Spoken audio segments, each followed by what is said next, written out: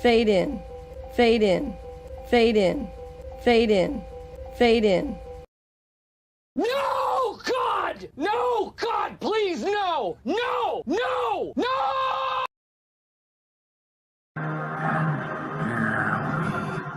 Go.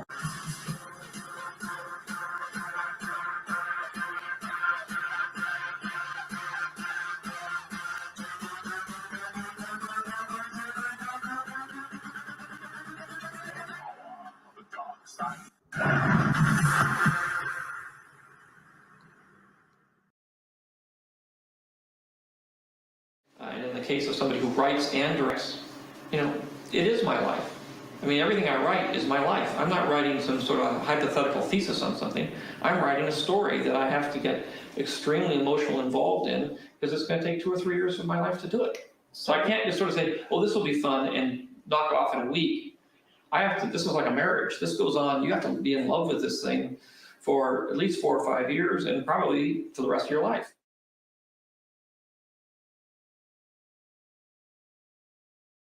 I've kind of lost control of Star Wars, so it's going off in a different path than what I intended. But the first 6 are very much mine and my philosophy. And I think that philosophy sort of goes beyond any particular time because it's based on history, it's based on philosophy, it's based on a lot of things. And the first 3 basically tell you how a democracy turns into a dictatorship and you end up with a tyrant, the emperor. It's a very important now where we are now in our political history. Happy fucking Star Wars Day.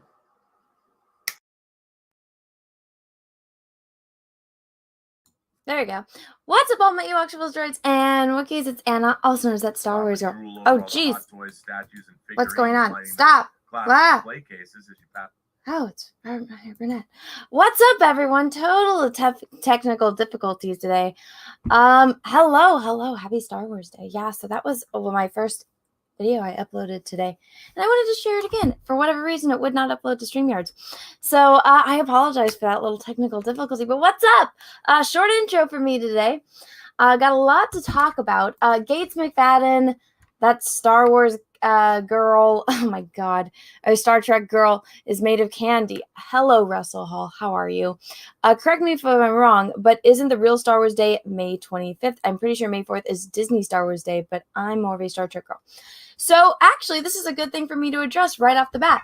So, guys, before Disney owned Star Wars, May the 4th was still Star Wars Day. But all of a sudden, I think it's because they tried to copyright it or something.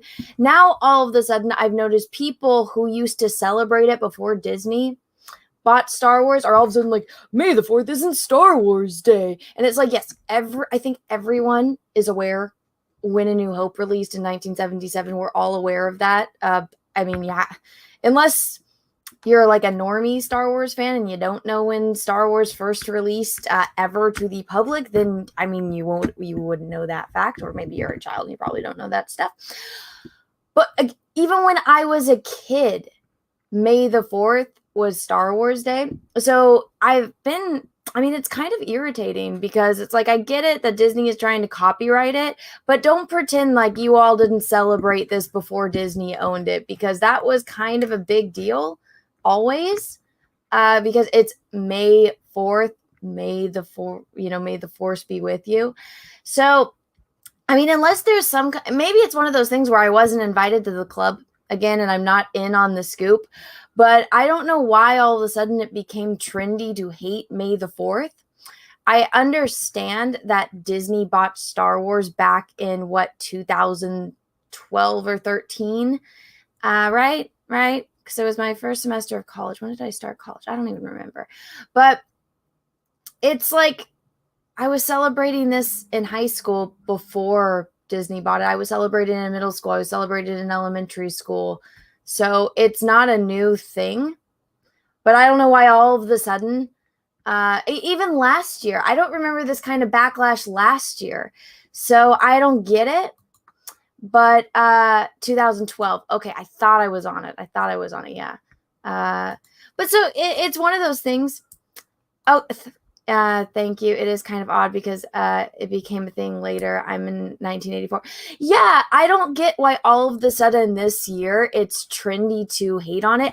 Maybe it could just be I wasn't invited to the club. I'm not in the right group chat, or I'm not following the right hashtag, which usually happens. I do live under a rock. But I don't know why all of a sudden this year in particular, it's like, oh my gosh, if you say May the 4th, or if you celebrate May the 4th, you're not a Star Wars fan, or it's not the real Star Wars Day. And it's like, well, I mean, everybody kind of knows when the movies came out, but it's like May the 4th be with you, and Revenge of the 5th, and this, Return of the 6th. I mean, or you could do the prequel or the originals, kind of thing. But I don't get it. I don't understand, because I don't remember this kind of backlash being there last year. So I don't understand why all of a sudden it's there this year. Again, maybe I'm just not part of this club that everyone talks and shares all this information. But I don't know. What do you guys think? Can you guys explain this to me? Because I don't understand. Let's see. Cesario Japan, thank you for that. Enjoying May the 4th by watching old Star Wars fan films, Troops, Chad Vader, Hardware Wars, Thumb Wars, etc. Wonder is there Star Wars porn parodies? There is. I actually just saw on Twitter that the Star Wars porn parody just won a bunch of awards. So there is that. Gosh dang it. Why? StreamYards really needs to have a little window for super chats, because I'm missing some. Also, hi Angel, how are you? It's been a while since I talked to you. Let's see. Gates McFadden. Okay, no, I read that one. Russell Hall. Let's see. I think I saw a couple of it. Angel, thank you so much, girl. You don't have to send me super chats. Hey, Anna Vic Manana has a signing event in Keller, Texas this Saturday. I wanted to give him a shout out. Is that cool if I link Vic's tweet? Yeah, 100%. Go ahead and link whatever you want, Angel. Angel, are you a mod? Let me make you one if you're not.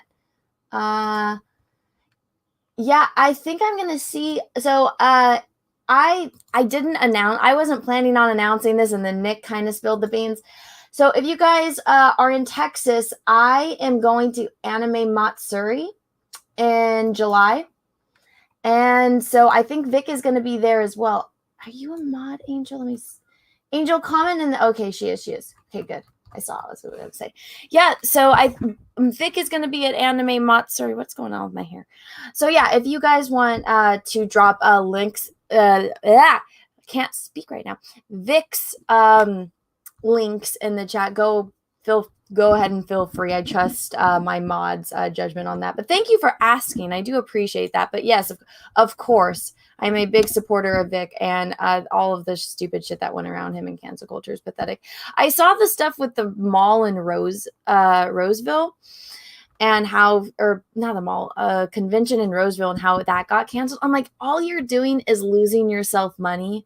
But I get it when somebody that aren't aware of what's going on in like these culture wars, when you get all of a sudden swarmed by all these massive people, it's very unsettling for a normal person that's never had to have that kind of situation. It's like, whoa, what happened? Because, if somebody's going off on you and all these people are going off on you, as a human being, your initial instinct is like, wait, what did I do wrong? That's a decent person's first natural instinct. And then once you realize what's going on, then it's like, oh shit, yeah, this shit's fucked up. But yeah, I'm going to be filming at Anime Matsuri, which is in Houston, Texas in July. And so I believe Vic is going to be there. I'm pretty sure I saw him on the guest list, which will be cool. I decided, because there's like a ball, which at first I thought it was a formal ball, but then like, no, it's just it's a cosplay ball. And so I was like, oh, I mean, I don't know enough about anime to like choose a character. So I was like, I know what I'll do. I'll dress up as like Dax or something, and I'll just be in my Star Trek uniform, and I'll just hold a tricorder and walk around like I just beamed into this convention. And so I was like, I thought that would be cool. So hopefully all the other Star Trek fans in the chat understand my point of view. Let's see. Okay, I think I read that. Gates McFadden. Russell Hall, thank you for the super chat. Well, excuse me. Gosh. Okay. Thank you for the super chat. But seriously, am I really missing something? I don't understand why all of a sudden it's trendy to hate on May the 4th. I really don't get it. It wasn't like that last year. It's all of a sudden this year. It's like you're the embodiment of fucking evil if you're celebrating May the 4th. Rick Bourne, thank you for the super chat. Love your true passion for Star Wars 4 through 6 was for so many millions, including me. Luke sold out for capital gain tax reasons when he did, but okay, he did. It was a huge amount of money for Lucas, and he relied on promises. Are you talking? Oh, Lucas sold out for capital. So this is a misconception, guys, and I've explained this a few times, but for those of you that are new to my channel and you didn't watch this video that I did almost 2 years ago now, I'm going to explain something to you. So Bob Iger was the CEO of Disney. And so the history between, and this is very crucially important to understand why George sold Star Wars to Disney. And so if you read Bob Iger's book, A Ride of a Lifetime, which I did, it is extremely eye-opening to the entire situation. And it actually starts before he started courting George Lucas. So George Lucas, way back when, created a special effects company called Industrial Lights and Magic, ILM, and he needed to create the special effects company to make Star Wars. Part of that special effects company was doing computer animated graphics. And a man named John Lasseter worked with George Lucas at ILM, and they decided that, him and Steve Jobs, and I'm blanking on the other guy's name, decided they wanted to make an animation studio that was purely out of 3D animation. And so they created a company called Pixar. And the first movie that they produced that was completely 100% 3D animated was Toy Story, my favorite Pixar movie. And by doing this, what John Lasseter did and the company structure that he created at Pixar was that they don't receive any outside influence, outside stories. It's him and the other directors that come up with the stories. That's why Pixar stories are so fundamentally unique. John Lasseter came up with the idea for Cars because him and his wife have sons, and his wife said, hey, you're a workaholic. Our boys aren't going to be little forever. We need to do something with them. So they took a road trip over the summer on Route 66. And John Lasseter came up with the idea for Cars. Cars is a huge seller for Pixar and has made Disney an immense amount of money. Why do you think Monsters, Inc. is so unique? Finding Nemo, Up.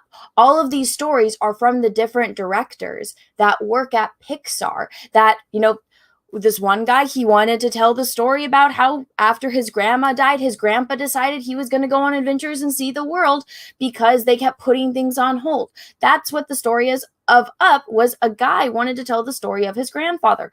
Brave is actually the saddest one, I think, because it was actually this woman that it was like her story and then they took her off the project, which sucks.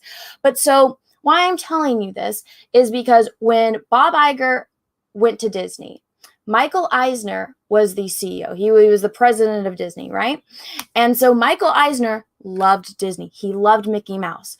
There's a reason why whenever you see a picture of Bob Iger, he doesn't wear a tie, and it's highlighted in his book because he was at ABC, got hired by Disney, came over, and one of the things about Disney, when you do work for the Walt Disney Company, you typically love the brand. You're there because you fell in love with these characters as a child and you love the storytelling, and there's something about it that, makes you want to work for that company because it's that emotional attachment you had when you were a child.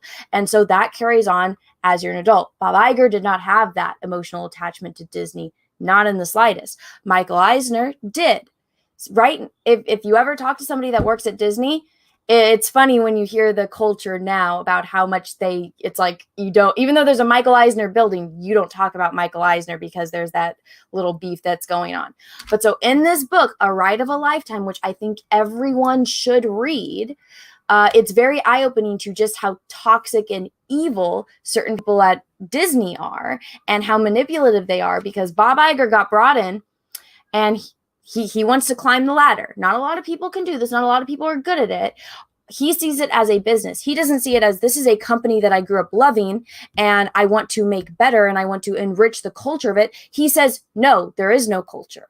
that this isn't a thing. This is a tool that I can use because a lot of people are emotionally invested in this company, and I can use that to manipulate people to make obscene amount of money. And so that's his mindset, and you can go read this in his book. So Bob Iger, slowly rising the ladder, doesn't like Michael Eisner. Michael Eisner is going to get booted out. Bob knows that he's going to take over. He's in, I believe it was Tokyo, and he's looking, and this is in the early 90s, he's looking at the parade, the parade at Disneyland, and I think Japan or China. I'm pretty sure it was Japan. And he's seeing that all the characters that are from in the parade aren't recent characters, and I'm talking about the 90s and early 2000s. None of the characters then were in the parade. It's all characters that came before, like Cinderella, like Mickey Mouse. Pixar characters are there and are very popular, but none of the recent ones like Atlantis or Treasure Planet, none of those movies or characters were hitting the same way that older characters were. What Bob Iger noticed, oh my gosh, everybody loves Finding Nemo. Everybody loves Monsters, Inc. Everybody loves Toy Story. Buzz Lightyear, every single year, and I'm not kidding with you guys because I used to work for Disney. Buzz Lightyear, the talking Buzz Lightyear action figure, is the #1 selling toy for Disney since I think it got booted out 1 year for something, which I'm blanking on what exactly that toy was. But every single Christmas, guess what? Buzz Lightyear is still the #1 toy because kids like Buzz Lightyear. Kids like Woody. Buzz Lightyear's got the buttons and stuff, and he's in the box. It's a rocket ship. Kids want that. Kids want to play with that. I mean, it's a movie about toys. I mean, it's doing the advertisement for you. I mean, heck, even the second one, Al's Toy Barn, even though that was a great plot point, they're literally advertising these toys to kids, and the entire movie is that premise, even though that's not what the story was about. The story is about, or at least the original Toy Story was about a sibling having to deal with another sibling. And that was the overarching underlying theme of Toy Story, which is why I really love it. And it resonates with me still to this day. But anyways, the reason why I'm giving you guys all this backstory, because it's very, very important to understand why George Lucas sold Lucasfilm to Disney. So originally, Pixar wasn't part of Disney, but the thing that Disney had with Pixar was they had an agreement. It was a licensing agreement and a distribution agreement. So Pixar created the movies, Disney made it and sent it out to people. It's kind of like you see people in Comicsgate. Ethan has his Comicsgate or he has his all caps company, and then there's people like his colorist Kyle Ritter, who is. He came out with his comic, but guess what? Kyle made it. Kyle drew it. Kyle colored it. Kyle wrote it. Ethan is going to distribute it for him. So Ethan is going to print it and ship it out to everyone and take a certain cut of it and be able to sell it at his stores. Like I believe he's selling stuff at eBay, on eBay. So that's a little bit, so that way you guys can just get a very condensed view of the situation. And so Bob Iger, seeing that, he's like, wow, okay, I know we're distributing it, but my company, Disney Animation, isn't doing as well as Pixar. All of the characters that we have right now, all of these movies, aren't hitting the right selling points, aren't connecting and resonating with people the way older ones did. But guess what? Pixar is doing that. Pixar came out of nowhere and all of a sudden, some of the most popular movies as far as in the kid or the family entertainment industry, right? And the animation industry. So Bob Iger sees that John Lasseter has created this. He's created this environment. He is basically a genius creative mind. And so Bob Iger said, I need John Lasseter and I want these IPs because they're making money. He goes to Pixar, and at this time, Steve Jobs was one of the owners of Pixar because Steve Jobs was still alive. And so Bob Iger starts courting Steve Jobs and John Lasseter. Bob Iger wanted John Lasseter to come and take over Walt Disney Animation. So that way, Bob Iger could be the creative head of Walt Disney Animation Studios and fix the problems that Bob Iger thought that there was. And so he went on this really long courting process. And guess what? Again, remember in the beginning of the story, I started to tell you guys, where did John Lasseter come from? Oh yeah, ILM. Whose company was ILM? Oh yeah, George Lucas. Who helped John Lasseter create Pixar? Oh my God, George Lucas. Oh my God, all of these people in Hollywood are friends and talk to each other and know each other. So George Lucas was aware of this entire situation going on because him and John Lasseter are friends. He's friends with Steve Jobs as well, or he was friends with Steve Jobs as well before he passed. And what is George hearing? Oh, Bob Iger, Disney is buying Pixar, and Bob Iger wants John Lasseter to come and not only still run Pixar, but run Walt Disney Animation Studios. John Lasseter is paying for this company, or excuse me, Bob Iger is paying for this company for John Lasseter and all of the IPs that he is responsible for creating and being a part of creating. And so George knows this in his mind. So years later, when Bob Iger calls up George because he wants to buy Star Wars. Now, the thing with George Lucas, he was in kind of a pickle. The prequels had come out. They didn't hit the same note that the originals hit, which, I mean, it is what it is. The Plinkett reviews came out of The Phantom Menace and of the prequels, and it kind of was a big hit for George. And I think it did kind of hurt him in a way, because he thought he was doing this thing and creating something like the originals, but it didn't hit the same way with people, and the fan base was divided, which is going to happen naturally when you get a lot of passionate people that really care about something. Not everyone is going to agree with something 100% of the time. And so what happened? George Lucas, he's a smart guy. He's aware of everything that's going on. He's also aware that his company isn't bringing in money like it used to.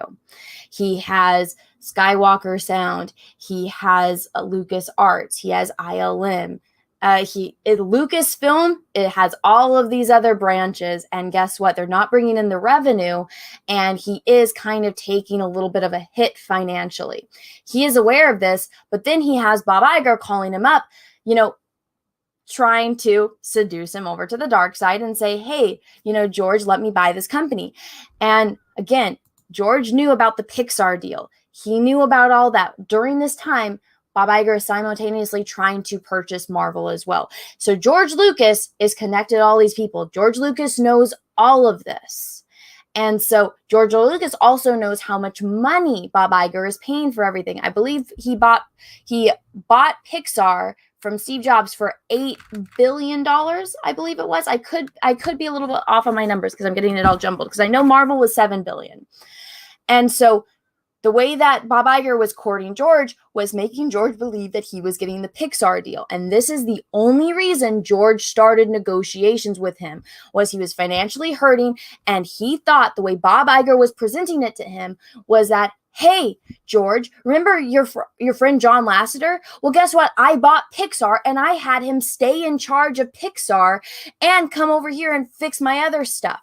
So, and George says, I mean, it's in the book. I don't know how Bob Iger's editor didn't say, hey, this makes you look like a really fucking asshole and one of the biggest dicks in the world and a complete scumbag, because it literally says in Bob Iger's book, the way that he persuaded George to start negotiations with him was making George believe he was getting the Pixar deal, that Bob Iger was going to buy, Disney was going to buy Star Wars, and that George Lucas was still going to run it and be creatively in charge of all of this, but Disney was going to have that financial backing for him that he no longer had, because again, his company wasn't doing as well as he would like financially.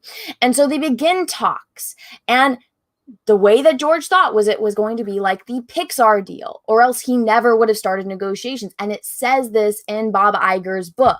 Bob Iger literally lied and manipulated George Lucas, having him enter into negotiations under false pretenses when he never intended him to have the Pixar deal. It says this in his book.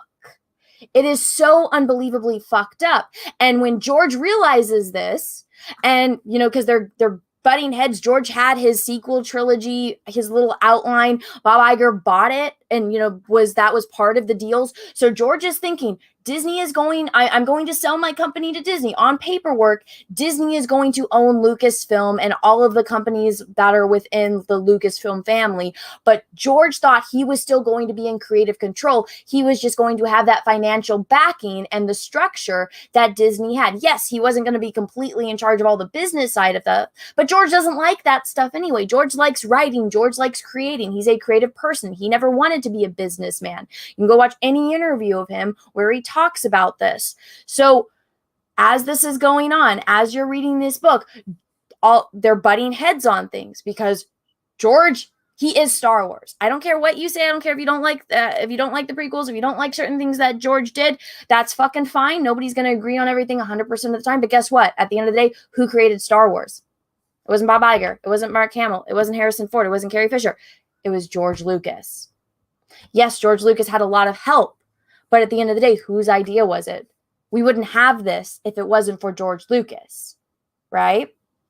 And so they're butting heads on things. George is thinking he's going to get $8 billion, $7 billion. Bob Iger's like, no, I'm not giving you $7 billion. The reason why I gave Pixar $8 billion was because they were in the process of making all of these movies. They already have all of these IPs.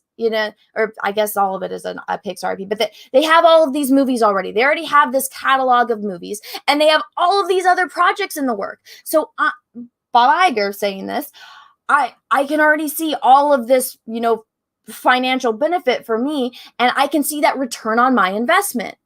Same thing with Marvel. Marvel is having these movies come out, or Kevin Feige and Jon Favreau, they have this plan, because remember, it was originally Jon Favreau that outlined Marvel, not Kevin Feige. Jon Favreau made Iron Man.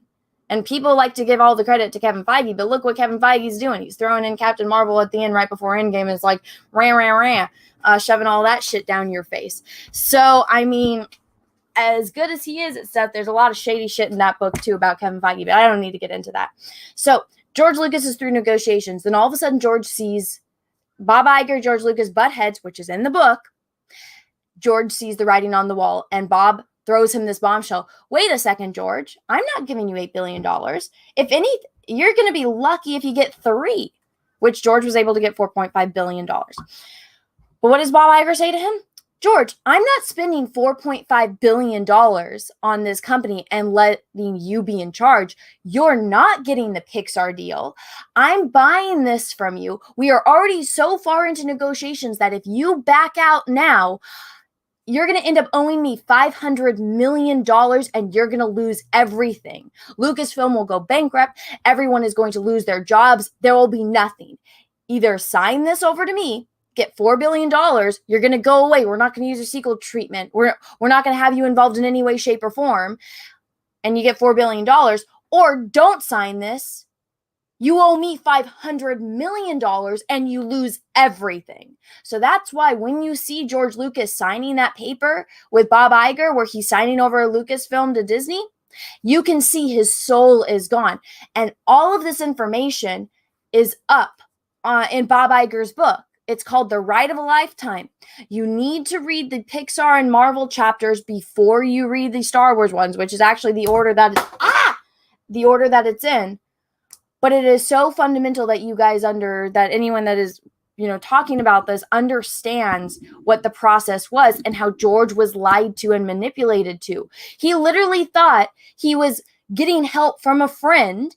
And it was like a friend going, hey, George, I know you might not be as financially stable as you would like, but guess what? I see the future in you. I like what you've done before, and I want to buy your company. We'll be in charge of distributing. You won't have to worry about any of the business side. All you'll have to do is worry about being the creative head. And so that's why before George Lucas left Lucasfilm, the last thing that he did was appoint Kathleen Kennedy to be the president, because he knew she had all of the experience. He trusted her because, again, she lied to him. She lied and manipulated him on fucking camera. And we have it. It's all there. It's all been documented. She was a fucking liar and a snake. She's looking at him while he's saying, and she's saying, yes, I'm going to, protect everything. We're going to protect this legacy. We're going to protect all of this. everything that you created. We're going to respect this IP. We're going to respect this character. George Lucas has known this woman for what, over 30 years?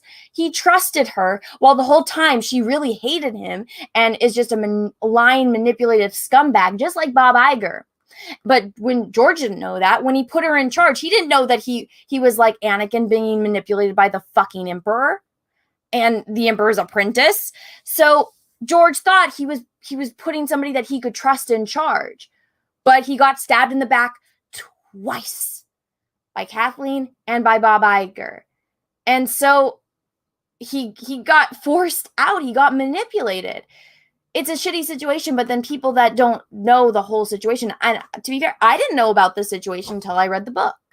And all of this information is right there in the book, A Ride of a Lifetime. If you guys really want to see how fucking evil Bob Iger is, go read that book and how just entirely fucked up the situation was. Because, I mean, I think everyone can understand, when you don't have, or you have all of this, or maybe you're going to do something. Let's say you're a great baseball player and your bat breaks and your glove rips and you don't have, all of your balls are falling apart because your dog's been chewing them. And your best friend comes and says, hey, like, I have money, like, let's go to Big Five Sporting Goods and let's get all of this. And you're thinking that your friend, or maybe even it's a parent or a sibling, and you think that they took you there with the intention of getting you this new stuff, and you are going to return on that investment eventually, and maybe you're going to owe them something. And then they're like, haha, just kidding. You thought I was going to buy that bat for you? You thought I was going to get you a new ball? No, I'm not buying any of this for you. I'm going to use this for myself. I just brought this, you along to, rub it in your face in some way. That was actually not a good analogy, but I'm having trouble coming up with it on the spot. But you guys, I think you guys can all understand what I mean. But understand, George didn't think he was not going to be in control. He would have never signed over his baby if that was the case. He would never have entered negotiations if he knew what this outcome was going to be. And that's why, I have that clip. That's why Disney wanted to take it down, because he says straight up, it's gone off from what I intended it to be. Go read that book. It is extremely eye-opening. I know I just went on a 20-minute little rant about that, but it is fundamentally important to learn that. And, oh yeah, by the way, everyone, so thank you for the super chat. But if you guys want to watch this, if you missed any of it, I re-upload all of my live streams to my secondary channel, that Star Wars Girl Live, which just got demonetized. I have never, because it's been monetized for like a year or two. And guess what? I went to go, I've never gotten a payout from it just because it was never substantial enough for me to do it. But then I was trying to get all my taxes and stuff in order and all of my business stuff in order. And I was like, oh, I need to set up my AdSense for that. And by doing that, it took off the monetization of the channel. And I messaged YouTube. I was like, hey, what the fuck is going on? I've been monetized for over a year and I never received any money. I'm trying to get out the money that you owe me. And you took away my monetization for trying to set up the account so I can get paid. So YouTube's like, oh, there's no problem. No, there is a problem because you removed my monetization. That didn't happen when I had it on my main channel. So it's fucked up. Anyways, but thank you for the super chat. I'm sorry about that really long tangent, but holy shit. Humbrew Harley, thank you for the super chat. $99.99. Thank you. Here, have some coin and enjoy. Holy shit, thank you. Happy Star Wars Day. I wish I had a drink. I would take a sip of wine or something, but I only got soda. It's fucking hot in here. I don't think I could do alcohol right now, but cheers. Cheers. Holy shit, thank you.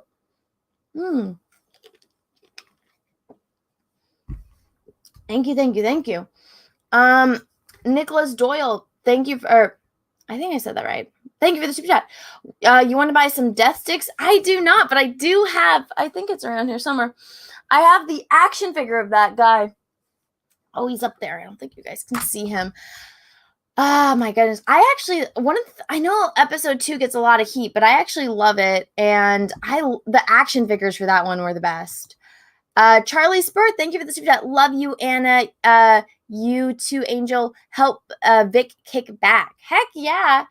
And I believe Angel is still dropping the link for Vic's, is it in Texas? Yes, Vic's meetup in Texas. So everyone go check that out and mark your calendars. If you are in Texas, go show him some support. Let's see. Charlie Spur, thank you for the super chat. George, I hate you. I think I have that clip. Let me find it. Do I have it? No. Here we go. I hate them.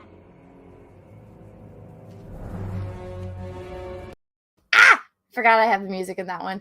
Yeah, the feels. The feels, right? Did I miss any? I think I might be caught up on super. Oh, no. Charlie Spur, thank you for super chat. Kathy, you were right about one thing, Bob. The negotiations were short. Yeah. Yeah, seriously. Thank you for the super chat. Okay, I think I am caught up. So I wanted to ask you guys for help because I know the most for one. I know I don't have that one pulled up. I have this one. Liar! That one. I have that one. I don't have the other one.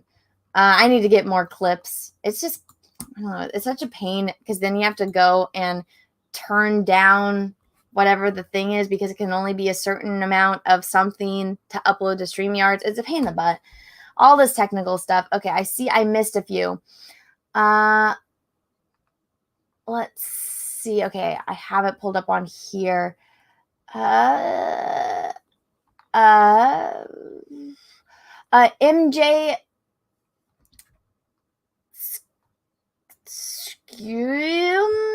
Sure, thank you for that. Actually, May the 4th be with you started in the UK in 1979. See, before I was born. It was way before Disney. So again, I don't know if I was not invited to this club or this secret meeting, but I don't know why all of a sudden it's like you have to May the 4th is evil. Again, I don't know if it's because Disney tried copywriting it.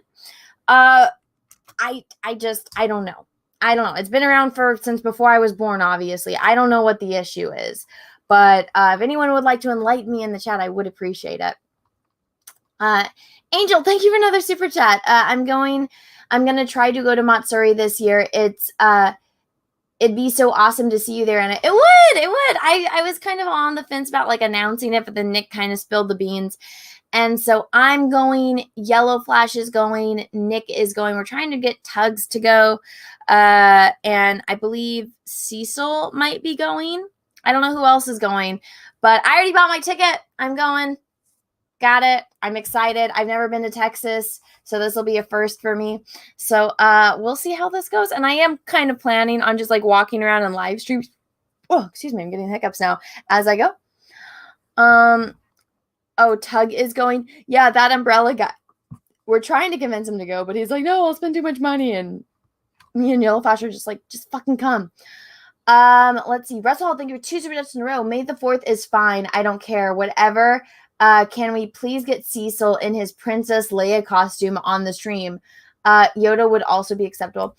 I haven't heard from Cecil. I think he actually might either finally be sleeping or doing something, but he was up. He didn't sleep last night. He was like messaging the Jack show. He's like, I have insomnia. And I was like, do some work, you lazy motherfucker.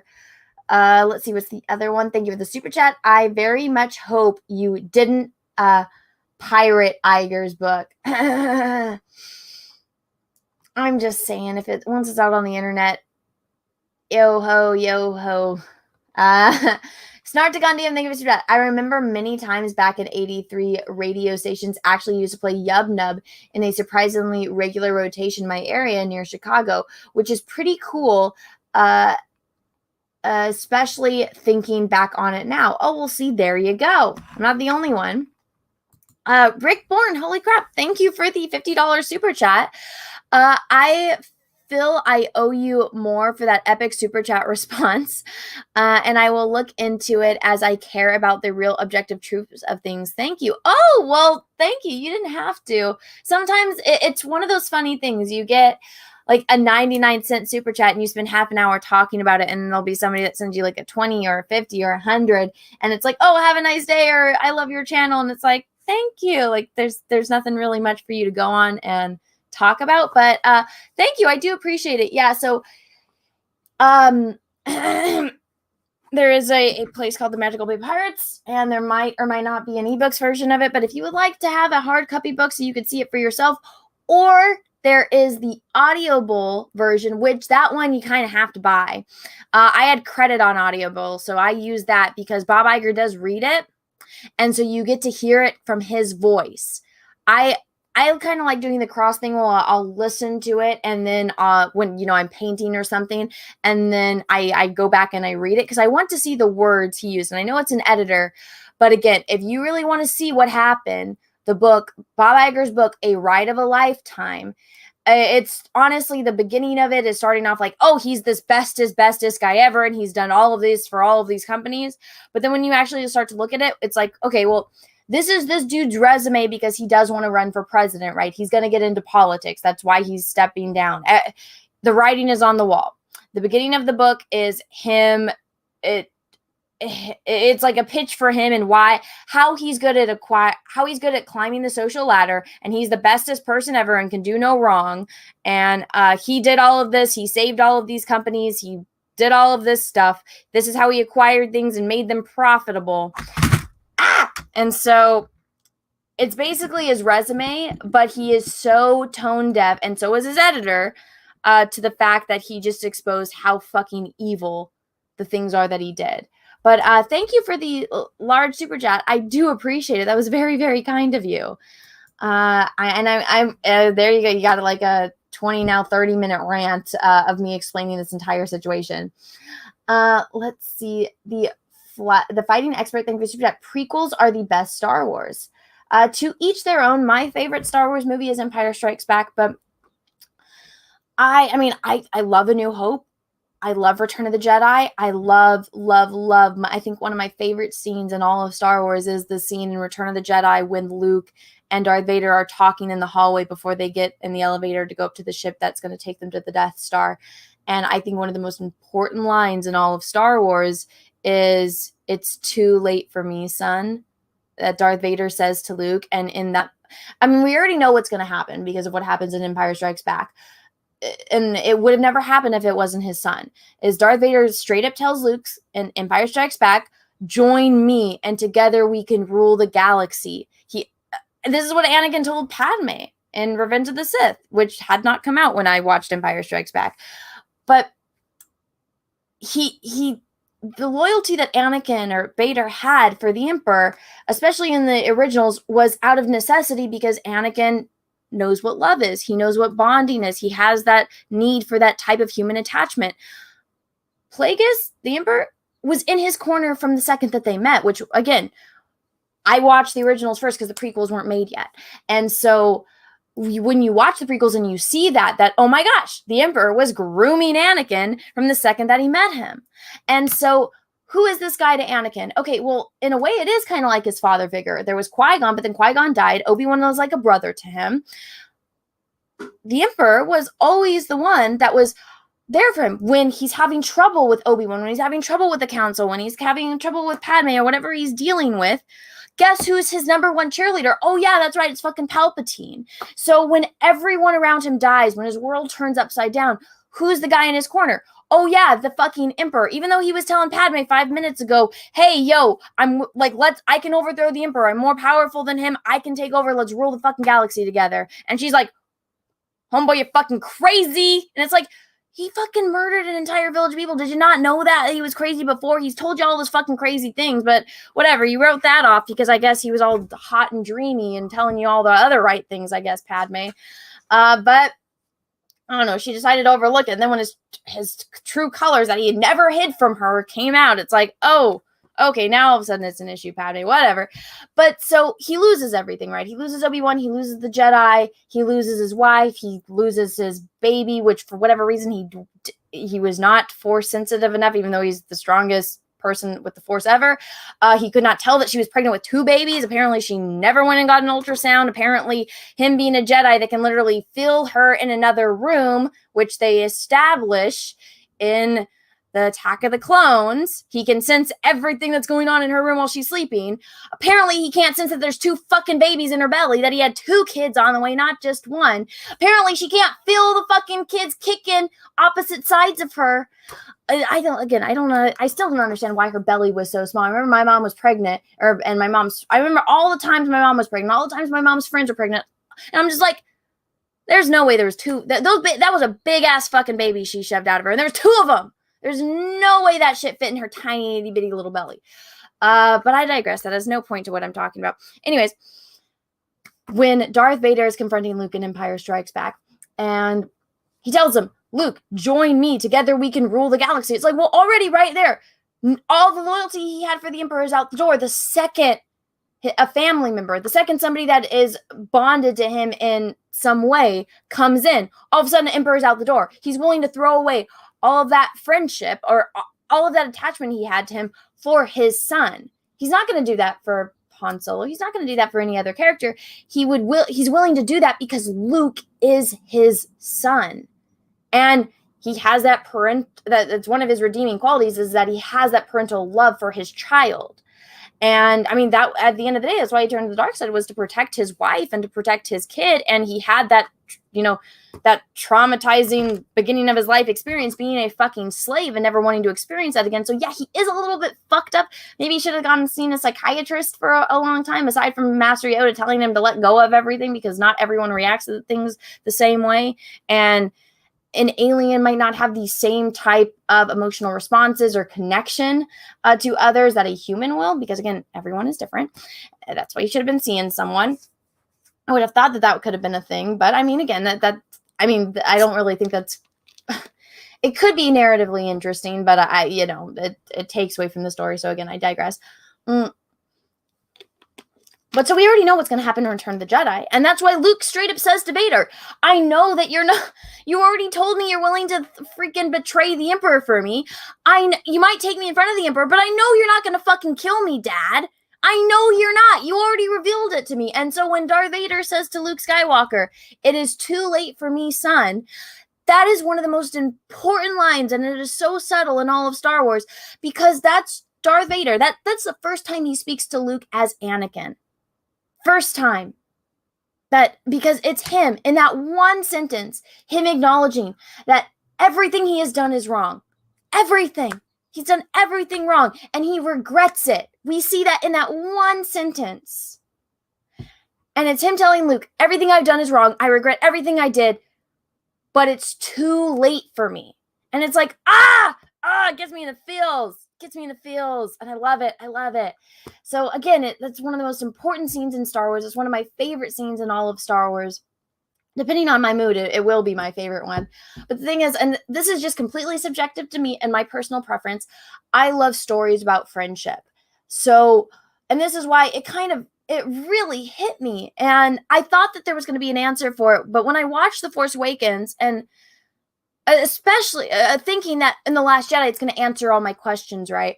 And so the fact that Luke Skywalker could be training on Dagobah with Yoda and just feel that Han was in danger, feel that Han was in pain getting tortured. He could feel that. He could feel the pain Han was going through. His friend, he could feel it across a galaxy. And that was just being in pain and tortured and being in danger. Luke could feel that. And yes, maybe there was something there because of the bond that he had with his twin sister that he didn't know was his twin sister, and the fact that Leia was there intensified it. But Luke could feel his friend in pain from across a galaxy. So you're telling me, you expect me to believe that Luke Skywalker didn't know that Han Solo fucking died? Give me a fucking break, you fucking morons. It angers me. It makes my blood boil. And I'm just like, But I love Empire Strikes Back. And I remember my mother got so irritated with me because remember in the scene right before Luke is going to get in the ship and go take out the AT-AT. And him and Han kind of have a conversation because it's the first time they really talk since Leia smacked them on the lips. And they give each other this look. And again, I was a young child. I didn't understand it. And I asked my mom, I'm like, Mom, what is that look? And it was something that I always searched for because I didn't understand it. And I think one of the things that when you want to understand something, it's because you're interested in it, right? And so my own personal taste is that I am fascinated by bonds that people share with people that they have no initial bond with. Like, you have to love your parents. You have to love your family. You have some kind of blood bond with the members of your family, right? And they have to love you. They don't have to like you. And so I've always been fascinated because, again, I was a child. You don't have friends until you get to a certain age and you start meeting people. And the people that you do meet and that you're around are your family or your very close family friends. And so I was fascinated with, and I still am to this day, with why another human being why people choose each other and why people choose to be friends with each other, because I think friendship is one of the purest and most special forms of love that exists. There's romantic love, which is great and all, but there's something about friendship that really stands out to me. And so I'm drawn to stories that are about friendship. I find them absolutely fascinating because I'm like, what is it that makes another person,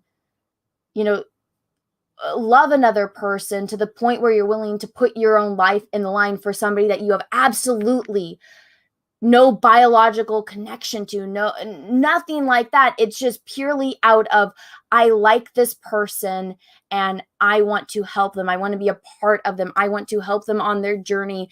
And I am invested in this person and in our friendship. And it's a different type of love. And it's so absolutely unique. And I'm fascinated by it. So Empire Strikes Back is a big one for me because it deals with that. It shows Luke Skywalker and Han's friendship. How does it start? Han goes out knowing that he can freeze to death, knowing that he's not going to be able to get back into the base camp. What does Han do? He goes out to save Luke. Leia doesn't go out to save Luke. Chewie doesn't go out to save Luke. I think out of everyone, Chewie would have probably had the best chance because he's covered in fucking fur. I would expect a Wookiee to live before a freaking human. But no, Han goes out knowing very well that there is a very high percentage that Luke is already dead and he's going to die too. But Han still goes out to save Luke. And he does. He saves him. They have to sleep in a freaking tauntaun in the fucking snow. Like, come on. I don't even know that many people that would. I love my best friends to death. But, at the same time, it's like, who you really find out who your true friends are when shit happens in your life and who actually is there for you. So it's like, how many people would be willing to do that for me, right? And so it's really fucking important, but it's extremely subtle. And the same thing with Luke. Luke wants to be a Jedi. He's training with Obi-Wan. He's finding his purpose in life. Obi-Wan dies, and then Obi-Wan tells him, you need to go find Yoda. Luke leaves his friends in the middle of a fucking war to go find Yoda so he can train to be a Jedi, because this is his calling in life. This is what his purpose in this galaxy and in this universe is. And he leaves that because he feels Han in pain, and he wants to go save his friend. And so it's like, and again, I think Empire Strikes Back, everyone kind of regards it as the best Star Wars movie for all of the other reasons. But as far as the story beats for me, that's what gets me. There is all the magic of seeing Yoda and the lessons that Luke is learning and the way that Yoda trains him. And, even the stuff with Han and Leia, because a lot of people criticize Leia for not having a character arc. It's like, no, you guys don't understand. That's not the point. Leia was already established character. Leia wasn't going on a hero's journey. Leia and Han, they already did their hero's journey. They're already established people. They've already come to terms with who they are and what their purpose in the galaxy is. And Luke hasn't, right? And I think this is really important because I was having this conversation with somebody a while ago and they're like, well, why doesn't Luke have a love interest? And it's like, well, yeah, there was things change, but here's the thing. When somebody is going on their hero's journey, they have that potential to meet their love interest. This is a very popular character attribute in the hero's journey. But the thing that I've actually found in my life experience is that there's people that come into your life for certain reasons. And yes, you are going to fall in love, but when you do find the right person, it's usually at that point where you've come to terms with who you are as a human being and you've established that part of your life, because that's finally when you as a human being are ready to take on that commitment and ready to have that type of love with another person that you're eventually inevitably going to share your life with. And so Luke wasn't ready for that. Luke was still trying to find himself. And that's why I mean, you can read so many books about it, and there's plenty of movies, there's plenty of videos on YouTube about it, where it's like you need to fix yourself before you can focus on other people. Leia's was fine. Han, he had his issues, but he was already established. They already established themselves. Luke hadn't done that yet. So Luke is on his journey. And so we have the thing about Leia. Okay, so Leia's already established character. She's head of the freaking rebellion, or one of the heads of the rebellion. She's Princess fucking Leia. She's running it. People are like, well, now she's a general. That's so much better. I'm like, don't you realize that a general is a demotion from a fucking princess? How fucking stupid can you be? When you actually look at the hierarchy of the way that governments are run in a monarchy, who's the fucking top? The king, the queen, the fucking children, which are the princes and the princesses. A princess is a higher rank than a fucking general. So it's like, oh, you guys are all celebrating that she got a fucking demotion? No, she's Princess fucking Leia. Such bullshit. Anyways, I digress. So Leia, again, already established character. Leia has an entire character arc in Empire Strikes Back, and I think that it's like there's all these stories going on simultaneously, and it just works. It works so well because Luke's on his journey. There's also the element of the friendship. There's also the element of they're at war. There's also everything going on with Darth Vader and the fact that he realizes that his child is still alive, and you don't find out that little plot twist until the end, unless you've already seen it and you already know the plot twist. Then you can, it's the 2020 hindsight thing. But so Leia is having her character moment, right? Because Leia's hardened by war. She's been in this war since she was born, since she was in her mother's fucking belly, right? And so she watched her planet get destroyed. She's hardened. She can't let people into her life. That's why the whole movie, Han is trying to get her to admit her feelings for him. And she doesn't. She doesn't admit how she truly feels to Han, even though she's making out with him on the ship, even though everybody knows that she's interested in Han. You could see it from the freaking body language, and that also could just be because Carrie Fisher and Harrison Ford were having an affair. But anyways, you can see all of that in A New Hope. And then how Han knows how Leia feels for him, right? That's why he's pursuing her. He's also interested as well. And break it to people, if a guy knows that a woman isn't interested in him, he is eventually going to stop. I mean, a good guy is going to stop. Han is a good person. That's been established. Luke gave him that whole little speech, and he came back and proved that he was a good person by helping out Luke and shooting Darth Vader's ship, and so Luke could destroy the fucking Death Star. So Han knows that Leia loves him. It's him trying to help her come to terms with the fact that she has turned off, and she's afraid to let somebody into her heart like that because she has lost so much, because she is so hardened by war. And so that relationship between Han and Leia in the movie is so important, and Han helps her develop as a character and as a human because he helps her come to terms with the fact that it is okay to love. This is a big deal with the Jedi. You must learn to let go of everything you are afraid to lose. And so Han helps Leia with that she admits that she loves him, right there watching him, knowing that she's about to lose him, that he could die, and if he doesn't die, she's going to lose him and she's going to have to go save him, that they're going to get separated. And guess what? In that moment, she comes to terms with that, and she realizes it's okay for me to love. And it's such a huge moment. So anyone that's like, man, Leia doesn't have a character arc, it's like, you're a fucking idiot. Go watch the movie. Pay attention. All the storytelling is right there. All the dialogue is right there. I understand people I feel like they're just getting fucking stupid now, and they don't know how to read subtlety. They don't know how to read between the lines. And so the art of it is just lost on this new generation, which is very, very sad. But I'm like, if I can understand it and I can see all of that when I was a young child, why don't other people? I don't know why I got on this topic at all, but there you guys go. You guys got another little 20-minute segue from me. All right. It's like 100 freaking degrees in here. Anyways. All right. But thank you, everyone. I'm sorry I keep going on these little tangents. It's Star Wars Day. I'm giving you guys Star Wars stories. All right, let's see. Orville Nation, thank you for the super chat. Oh, what's up, dude?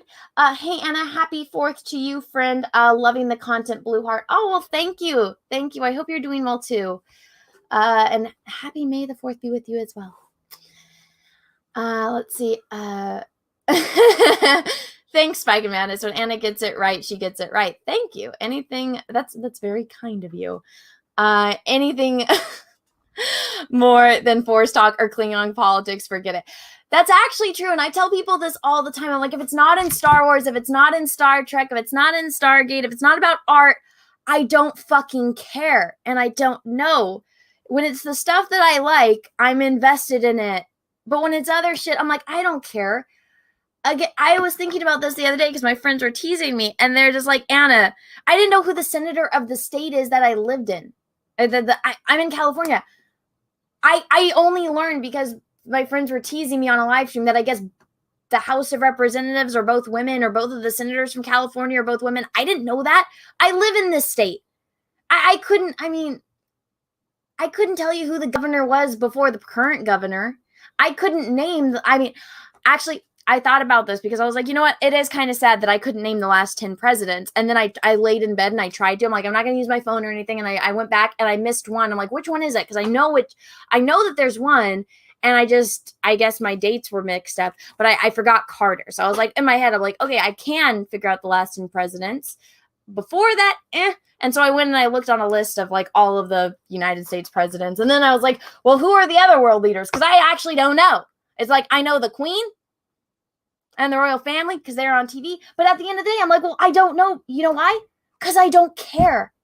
At the end of the day, in my life, it actually doesn't matter. And I know people get really upset about that, but it's like, I don't like politics. I don't. It doesn't affect me in my life unless they're going to come into my house and stop me from painting or stop me from making videos. Yeah, okay, the taxes are going to change. Okay, there's going to be a new law. Well, guess what? There's always going to be tax problems. There's always going to be a new fucking law that makes my life hell. I'm always going to have to go wait in line at the DMV no matter what I do. I might be able to shorten that by doing something online. But at the end of the day, it's like, you go back and I just watched The Tudors, right? Because Henry Cavill was in every episode of The Tudors, okay? So I watched that. Well, guess what? What are some of the things that they're dealing with? People are upset at the way the government's being run. You can go, Braveheart. What is Braveheart about? Oh my gosh. It's the Scottish that don't like the English because they're an oppressive government. It's like, this is going to be an ongoing problem since the beginning of time. I cannot do anything about it. People have been fighting this battle since the beginning of fucking time. I don't care. And I know people get really upset about that, but I've noticed because my family has a group chat. They were going crazy around the election time. All of a sudden, my phone, it's like, I need to turn it off. I need it to just die because I can't leave this fucking group chat because all of them are on Androids and I'm in a fucking iPhone and I can't leave this group chat. It's going off because everyone's fighting about politics. Guess what? The election's over. Have they said a single word in that group chat since Easter? No. Or they're making plans for Mother's Day right now. Nothing. It's like, wow, you guys cared so much about this when it was going on, but how come you guys aren't caring? Why aren't you guys talking about it now? Oh, it's because, and I realized this. I'm like, okay, normal people, and I love my family. Normal people that aren't creatively inclined, they talk about that stuff because, again, when you're an adult, it's like you might not have other time for sports or something. Maybe it got intensified because of COVID, but they focus on these things because they don't have that creative outlet. I'm like, I don't got time for it. I got to fucking paint. I got 10 paintings to finish. I have work to do. I got videos to make. I have live streams that I have scheduled in my life. I got too much shit to do. I don't have time to worry about what this politician is saying to this politician. At the end of the day, we're not at war yet. My town isn't getting bombed. I'm not worried about dying. I'm not worried about water. I'm not worried about food. I do need to make money so I can pay for those things. But at the end of the day, it doesn't affect me. If it's not in Star Wars, if it's not in Star Trek, it doesn't have anything to do with art or other things that I'm interested in that are the mental and creative outlet for me, I don't care. And I know that's a really touchy subject for people, but it's the honest to goddamn truth. I don't care. When politics does affect me in my life is when I'm trying to make travel plans. What country can I go to? I have wanted to go to Egypt since I was a small child. And I don't feel safe going to Egypt. And my sister was going to Germany a few years ago, and that was when all of the refugees were coming over from Syria. I was very tuned into what was going on in German politics because my sister was going there, and I was thinking about going and visiting her. But then I'm finding out, oh, they're having this influx of all of these refugees, which I think is a wonderful thing. I think if you're another human being willing to help somebody that is fleeing their country and they're literally abandoning everything, you're a pretty good fucking person to be willing to help someone survive. I don't have anything against that in any way, shape, or form. But the problem that I was seeing that was all over the news that I was looking at was that you're having these intense cultural differences. And when you have people that were in it, it's not their fault. It was the culture that they were brought up in, and they have certain standards that were very, not okay in German society or in the rest of the world society. And so there was women that were getting raped and beaten because in that other culture, it was okay. And so it was having this huge cultural clash, like all of these, these two different cultures just completely clashing, and they were having a lot of issues.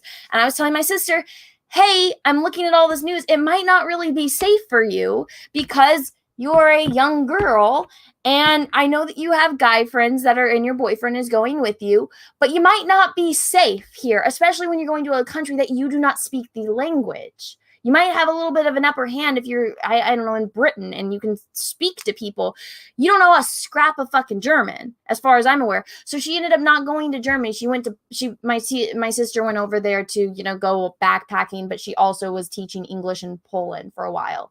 But so it wasn't exactly safe. So that's the only time politics really affect me in my life is when it's my travel plans. And again, I know that's a touchy subject for people. People get upset about it, but it's the truth. It's the truth. Anyways. Everyone speaks English in Germany. I did learn that. I learned that when I actually went. But I did notice that a lot of people did not. Or that there was, it was funny because I was actually having this conversation. I didn't know that in Europe, nothing is open on Sundays. I didn't know that. And so, I went with boys. So I'm like, I'm a girl. I kind of do want to go shopping. I do. It's like, I kind of want to go get the little trinkets and this stuff. And I'm like, I'm just a girl. My boyfriend, his mom was telling me all about how she loved going shopping in Berlin. And me in my head, I'm a girl. I do like going shopping. I do have that quality of being a woman. And so I'm like, okay, well, Sunday is a day open. Then I'll go shopping then. I didn't know everything was closed, so I didn't get to go shopping. But then I found out there's all these street fairs. And Peaches and his twin were off doing something at the street fair. And I stopped because I saw something that I thought my best friend would like. And so it was like these earrings, and my best friend's favorite color is red. So I was like, oh, I'll get her this from, Berlin. And so the girl that was selling them, she started talking to me in German. And I was told, just respond in whatever language you speak. And then if they speak that language, they'll respond to you in that language because everyone in Europe is multilingual. And she's so happy. She's like, oh my God, you speak English. And I was like, yeah. And she was telling me how she was from Turkey. And she's like, yeah, my German sucks. She's like, oh, and she's like, I was surprised by actually how many people preferred to speak English to me. And so that was kind of cool. There was a place that it was in Switzerland. They didn't speak any English. And I'm so glad that there's pictures. Me and Peaches, we were driving through the Alps and we stopped at this biker bar that had ice cream. And it was absolutely beautiful. You see all the mountains, and we went on this little scenic tour, and like everyone on this freaking road. It's like the windiest thing through the mountains, and everyone's in their little European sports cars. And we're like, and I told him, I was like, oh my God, we're going to die. We're going to fall off this fucking mountain. And, him being a civil engineer, he's like, these roads, oh my God, how the hell do these pass any kind of code? And I'm like, I know we're going to fall off this mountain. And I'm like, we're going to die. But we stopped at this biker bar and nobody there spoke English. At least the waitress didn't speak English, but everything on the menu had a picture. So I was like, I want this one. And then everybody knew the word Coke. That was it. They're like, what do you want? Like, whatever, however you say, what do you want to drink in German? And I would just be like, Coke. And they would bring me Coke in a glass bottle, and it tasted fantastic. It tasted so much better in Switzerland than it did in Germany for whatever reason.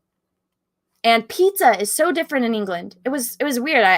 We were at the airport and I got pizza and I was like, what is this? But I guess that's different. I will say though, Food in Europe is much better than food in America. Anyways, I digress. I don't know why I got on that topic, but thank you for listening. Let's see. Russell Hall, thank you for that. My take is that Iger's story is a smokescreen to give a believable reason why Lucas sold. I think they blackmailed him with ghosts from his past. Well, that could be part of it too, but I mean, I'm just going off of the information that I have in the book. Charlie Spur, thank you for the super chat. George, I hate you. Charlie Spur, thank you for the super chat. Kathy, you were right about one thing, Bob. The negotiations were short. I think I read that one, but thank you. Gates McFadden, meaning Russell Hall, thank you for the super chat. Are you really gonna go another year without AC? Well, yeah. I mean, I have a little fan, but it's too loud. That is the one problem. I am gonna need to start. I need to invest in like a good fan or some kind of AC unit in here. It's just, I don't know. I'm lazy, I guess. Claudia, thank you for the super chat. Did Luke getting his hand caught off in Empire Strikes Back scare you as a kid? No, it did not. It definitely did for me. Also, that was my first Star Wars movie. No, it didn't scare me at all. I thought it was so cool though when he got his hand and like the robot's like pricking him and he's moving it and going like this. I don't get scared by that kind of stuff. And it was more, I was watching this intense moment and you know, there's all of that going on. I get scared of like monsters and things that are going to kill you because I knew that Darth Vader could have killed Luke, right? He could have, but he didn't. He just cut off his hand. So when there's no life-threatening danger, I get scared. I was more afraid of Luke being out on that thing and falling than I was of Darth Vader cutting off his hand. I am terrified of like the scariest movie I've ever seen is Jaws, and I still cannot go swimming by myself. I cannot go in a pool by myself. There's nobody in the pool. I don't get in the pool because I'm afraid of invisible sharks. I will not go swimming in the ocean because I am terrified of sharks. I will not go in a river because I saw river monsters. And also on Shark Week, there's sharks that are fucking bull sharks that swim in fucking rivers. And there's crazy people that are insane that will take alligators or crocodiles or sharks and put them in fucking fresh water. And you got all this shit that can kill you in the water. And then you get movies like Anacondas. And it's like there's fucking snakes in the water too. So it's like, ah! That's what I'm afraid of. Yeah. So Darth Vader with lightsaber cutting off his kid's hand so he'll fucking listen to him. That's not scary to me. But yeah, that could just be me. Let's see. Rick. Oh, I think I read that one. But thank you again. Let's see. Jonathan Munoz. Thank you for the super chat. Let's turn this live into a mini Jack show. A shot for every super chat. Oh God, no, I'll die. Try and get on Cecil and John's level. Laughing face. JK. May the 4th be with you all. Well, thank you. I appreciate that. May the 4th be with you as well. Russell Hall, thank you for the super chat. May the 4th didn't start in the UK in 1979. Someone just went down the memory hole and found a single reference to it congratulating Margaret Thatcher. Listen, it doesn't matter. It did exist before Disney bought Star Wars. And again, I can attest to that in my own personal life. I was celebrating it. It was Star Wars Day. Yes, A New Hope was released on May 25th. And it was the anniversary of Star Wars premiering to the freaking world. But May the 4th be with you has always been a thing before Disney. Let's see. Oh my gosh. What are you doing in here, Dan? Oh my goodness. Happy Murdered Childhood Day to you and the Mind Crocodiles. Thank you, dude. What on earth are you doing here? Go sing. I don't know if you guys, let me see if I can pull up this super chat so I can highlight his channel. So if you guys don't know, there's this one dude named Dan who was on Friday Night Tights, which is how I discovered him. And he is from Brazil, and he is a fantastic singer. And I have been bugging him to sing Mad World. And he's like, oh, I'm coming out with a new song tomorrow. And I'm like, sing Mad World. And I'm like sending him GIFs of Frank the Rabbit, because for those that don't know, I love Donnie Darko. It's one of my favorite movies. Well, let me see. Is my Frank? Let me see. It's not finished. It's not finished, but I have this that I was working on a few years ago. Cecil wants it, but I'm like, no, I kind of want this for myself. I love Donnie Darko, and I love the song Mad World, and it fits perfectly in it. And I really want to dress up like Frank. Like, I've been saying that for years, that I'm going to get a Frank the Bunny suit, and I'm going to walk around on Halloween, but I am freakishly short, so it might not work. But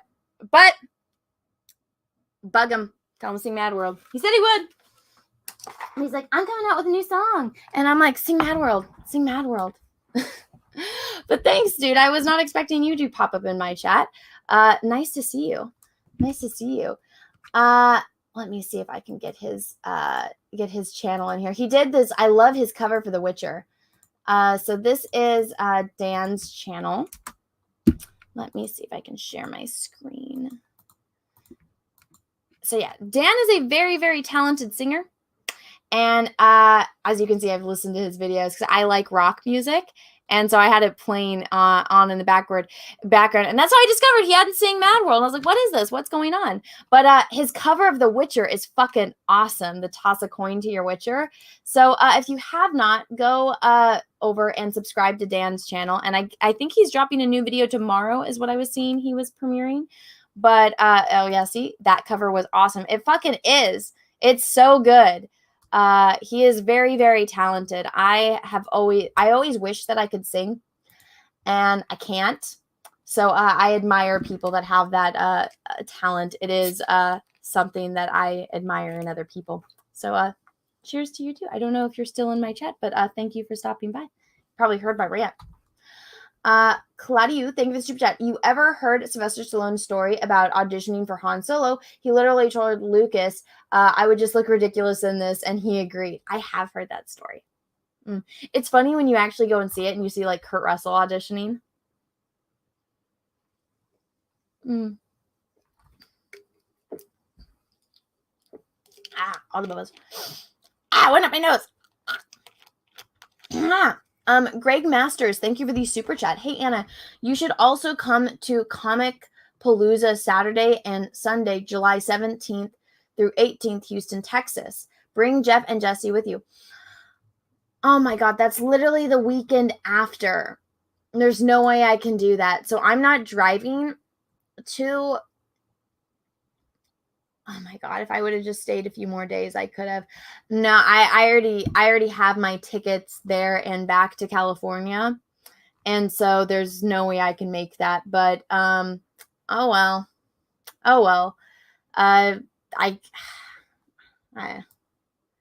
Too late now. Now I feel like it's a missed opportunity. But oh well. That would mean I would be gone for almost almost 2 weeks. I'm not about that life. But thanks for letting me know. I'll be able to plan it better next year. But thank you for letting me know about that. It sucks that I can't do that. If I would have known in hindsight, maybe I could have planned a little bit better. Claudia, think speaking of the prequels, I'm surprised barely anyone mentions how young Obi-Wan is in Revenge of the Sith. Then 28 years later, he's so old. Well, I mean, you could just look at how stress ages a person, and how if you just look at what they project somebody that's the president of the United States or somebody that's running a country, how fast that they age from having a high stressed, high pressure job. And so I'm sure, and what I always just imagined was that because Yoda tells him in the Revenge of the Sith, training you have, and he's like, what training? And he's like, your old master returned from the nether realms of the Force, and I'm going to teach you how to communicate with him. So that could have taken a huge toll on him and aged him a lot, because even when you read the books or you look at the way using the dark side will affect a person, it changes you, it ages you, it deforms you in ways that are unnatural. And so that is just the excuse that I made, but it is what it is. Let's see. Marcel, thank you for the super chat. Anakin used force compression on Padme's baby oven. No. Death Ray Bargain Bin, thank you for the super chat. Did you hear about Heart of the Jedi and its sales on Amazon? No, I have not. What is the story with Heart of the Jedi? I will Google. Let's Google. Is it selling out or is it not? Let's Google this. All right, here we go. Google is my friend. Heart of the Jedi hits records high on Amazon ratings. Oh, really? Let me see. Here, let me share my screen so you guys can see what I'm seeing. Okay, so it says it's selling fast. Yesterday I shared numbers. I had been gathering from Amazon's rankings of Heart of the Jedi. Is this a link to it?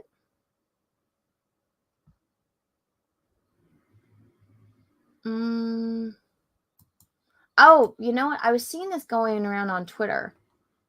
I didn't look into it though. While they were good, they were admittedly falling off. And by the time I posted it, the hell is that noise? It had conclusions I had made were already out of date. Today, I thought I had some much better news as I had another tracking numbers.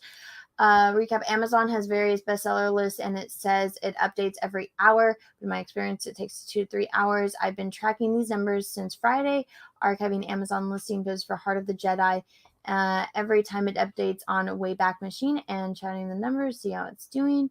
So it's just selling high? Is that the story you wanted me to look into? Let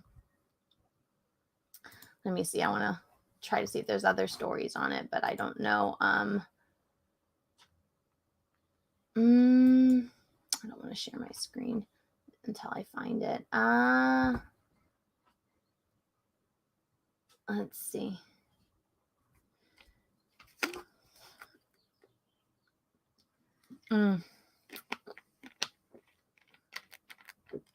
All right. Well,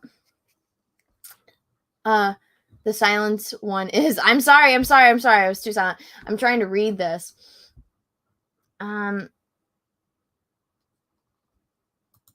What else did you want me to talk about it?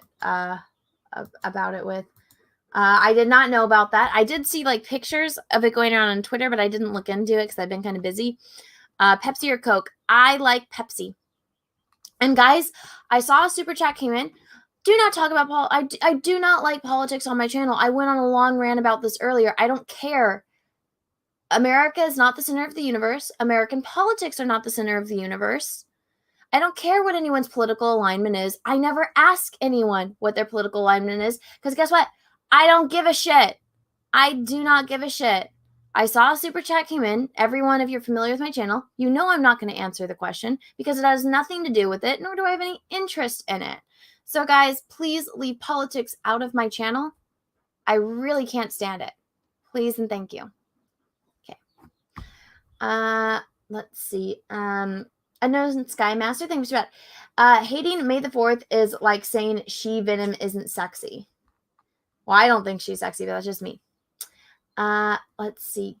Gates make Russell Hall, thanks for that. You can have friendship and romance at the same time. Example, I feel like Cecil and Peaches. No, god damn it. Instantly became the best of friends, but with benefits. No. Let's see. Andrew Honan, thanks for that. Egypt is great except for the sand. It's coarse, rough, and honestly it gets everywhere. Now that was a good one. Rick Bourne, thanks for that. Can we give it up for Princess Leia's iconic and original hairstyle in episode 4? As a teenage guy at the time, it was hot and original to me. That Star Wars girl, maybe you know who did that. It was genius to me. It was George's idea. George wanted a unique haircut. And if you watched, the making of A New Hope, and I mean, there's actually, Carrie Fisher did this special where she went to his house and they're like talking and Carrie's like interviewing him and she's giving him shit for making her have the buns. And she's like, you can't put that kind of hairstyle on a girl that already has a round face and like, baby fat cheeks. And she's like, you made me look ridiculous. And he's like, the point was to make you stand out. I actually got into an argument with this. Okay, let me see if I can find the tweet. Because I just, so all of the weirdos that hate me, they lose their mind because I did a video on one of the High Republic characters and how I'm like, you literally gave this chick a basic bitch ponytail. Heck, you can go look at the making of the Phantom Menace, and if I'm remembering correctly, in it, Ewan McGregor has long hair, or Ewan, there you go, I'm saying his name wrong. Ewan McGregor has long hair, and they literally show as he's getting his hair, buzzed off, and how George is talking about it, and he's like, it needs to be different but subtle. He's like, you can't do it over the top, but you got little things. And originally he had like 2 braids, and then they like decided to just buzz him and then add, the little extension with the 1 braid and the ponytail. And George is explaining the little bands that are going to be on the braid at the end, they have to mean something. Heck, even on the action figures of Obi-Wan's braid, it has a blue one and a red one. They mean something. And so I don't know why it's such a big deal to have creativity in designing characters. So this is actually one of these weirdos. So there's this one guy who has a hate boner for me, and he never responds to me, but he retweets me when he's clout chasing, hence the hate boner. And so this is one of the things that these weirdos cry about. So they get mad because I did a video where they say, we want more women in Star Wars, #the Force is female. But then a second, a woman says, hey, guess what? Women care about hair. We do. Why do you think the beauty industry makes money? Women care about our hair, the way we dress, and our makeup, right? Doesn't matter if you're a woman that doesn't wear makeup, doesn't take away from the point that a majority of women do. A majority of women wear makeup. That's why it makes billions of dollars. Women care about their hair. That's why there is all of these products for hair care, right? So when a woman gives an opinion about something that should be fucking common sense, they lose their mind. Like, oh yeah, she's complaining about a ponytail. I'm like, I wasn't the only one. You go look. Like, this is what they said. That Star Wars girl is the most annoying YouTuber channel that deals with Star Wars, other than Geeks and Gamers. I like how they put a parenthesis there, but they didn't add one right here. Shows kind of telling. She complained about a Padawan in the High Republic having no hair like Padme or Leia. I did not say that. That person doesn't care. And I said, oh, yes. How dare I expect one of the biggest entertainment companies in the world to be creative? How dare I? When designing characters and to uphold the standards of the Star Wars universe. I'm the worst. But so, yeah, it's like they really want to throw a temper tantrum about that, but it's like, dude, you don't understand. Before the Solo movie came out and they had freaking Daenerys Targaryen with a fucking ponytail and bangs, it's like, do you not realize that Padme never had a basic bitch hairstyle? Leia never had one. Heck, even when Leia's hair is down, it could be because Carrie Fisher actually had short hair. She still has the braids around and the rest of her hair is down. Leia always had her hair in some intricate type of fashion. It was never normal. It was not something you were going to see every day, but it also did not make sense, right? It's this fantastical universe in a galaxy far, far away. Even though it says a long time ago, it's still futuristic, right? So, yes, Padme is a queen and then a senator, so it's a little bit different, and that's why she's wearing all these intense different outfits and stuff like that, and Carrie Fisher actually brought this up. She's like, she's wearing a new dress every time she walks in the room. I had one, and I couldn't wear a bra. And it's like, well, that's because that took place different time period and stuff. But at the same time, it's not like a woman now can't go and put her hair in Princess Leia buns. It's not normal. You're definitely going to stand out, but that's what George Lucas wanted. He wanted her to stand out and to be unique. That hairstyle is very unique. And when you see a girl with with buns, you immediately say, like I was just about to, Princess Leia buns. They are Princess Leia buns. So having a character that is supposed to be the bestest ever, which all of these characters, the way that they pitch them is the same thing. They're the bestest ever. This one character, which I think her name was Venestra Rowe or something, and she's the youngest Jedi Padawan to become a Jedi Knight. She's like 15, and she's an alien, and she has a basic bitch ponytail. I'm like, give me a fucking break. That's not you again. Disney is one of the biggest entertainment companies in the world and the best that their artist could come up with is a ponytail, you should not be working at Star Wars. You are not creatively talented enough to be working on Star Wars if that's what you came up with for a Star Wars character. There are thousands, probably even millions of people that would love to be working on Star Wars that could come up with something interesting. That's not something you would see every day that is going to make this character stand out and is going to make people remember this character. You see a girl with buns, 2 buns on each side of her head.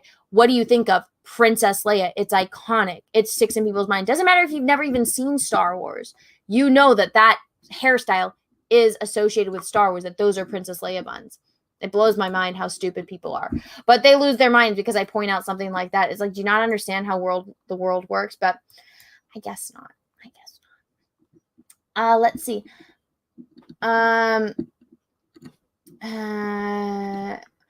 Old dirty fatty. Thank you for the super chat. Is today your Christmas? No, it's not. But I don't really like Christmas. I'm one of those weirdos.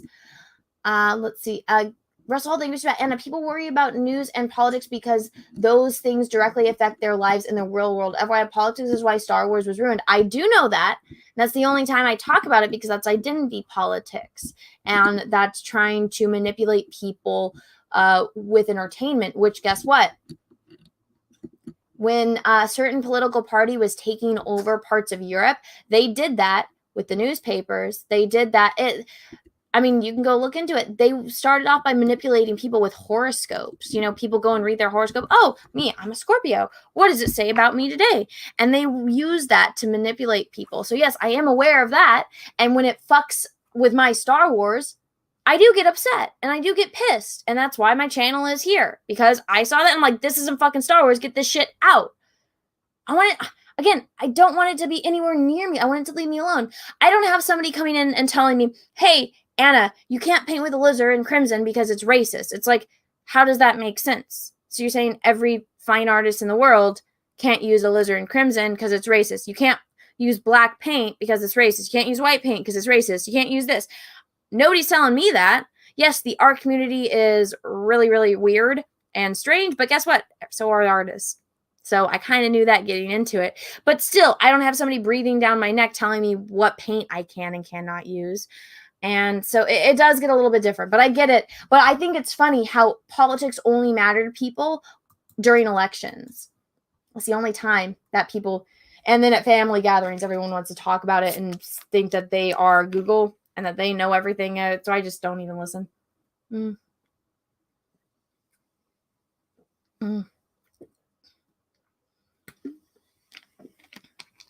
Anyways, let me finish reading these. Andrew Hoenon, thank you for super chat. Egypt is great except for the I think I read that one. Thank you. Let's see.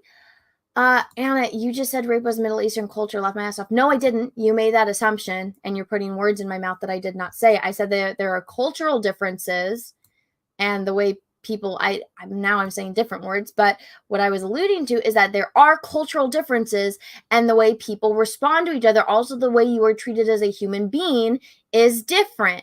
I don't know what the culture is when it comes to rape. And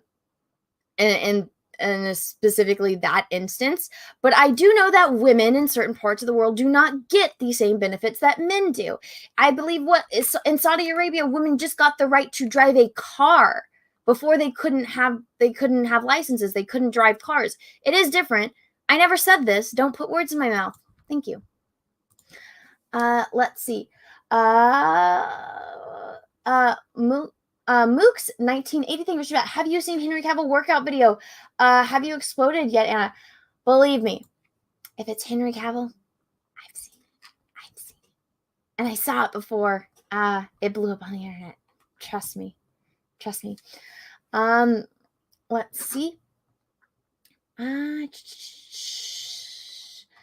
Charlie's birthday with you. What is the price of Coke? Please give me Coke. I want Coke. Coca-Cola. There you go. Lancer 737. Thank you for May the horse be with you. Jedi Princess Luna for the win. Well, thank you. I think you're making a reference I don't understand, but thank you for the super chat. BFSD150. Thank you for that. Are you a fan of Chucky? Nice Chucky doll head and background. I am not. I have never been able to watch an entire Chucky movie all the way through. So my birthday is on Halloween, or like I've always celebrated on Halloween.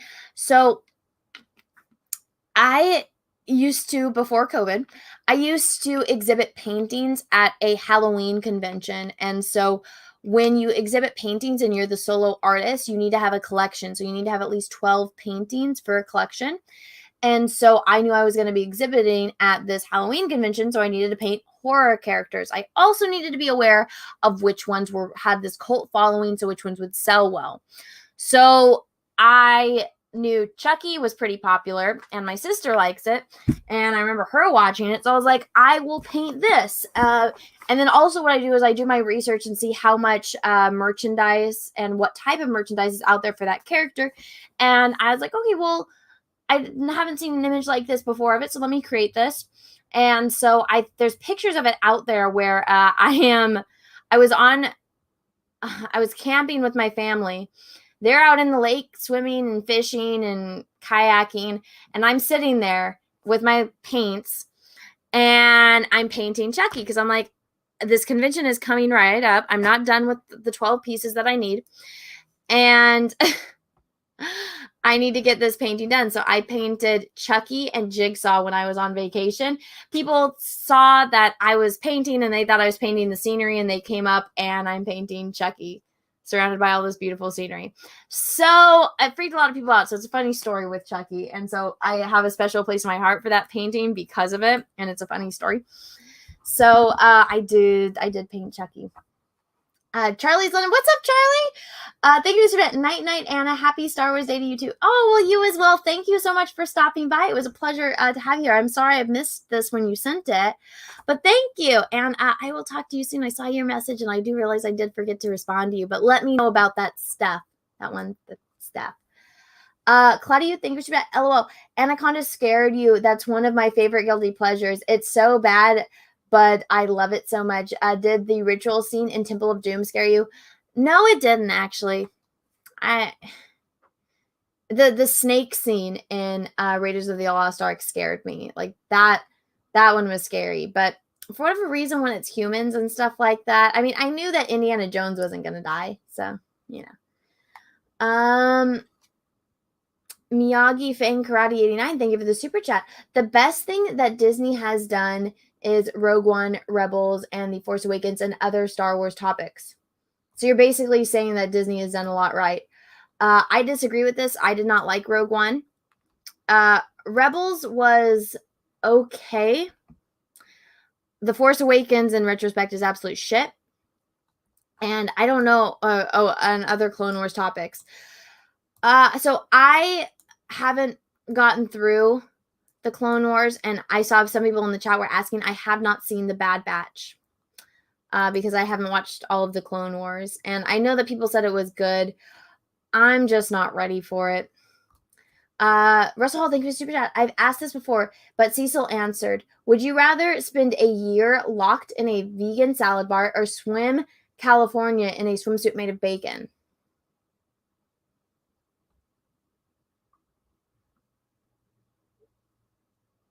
There's no cheese in the vegan salad bar. I would just die. 007 Cloud, thank you for that. Is his cover of Song of the White Wolf is still my fave. It's good. It's good. He's a great singer.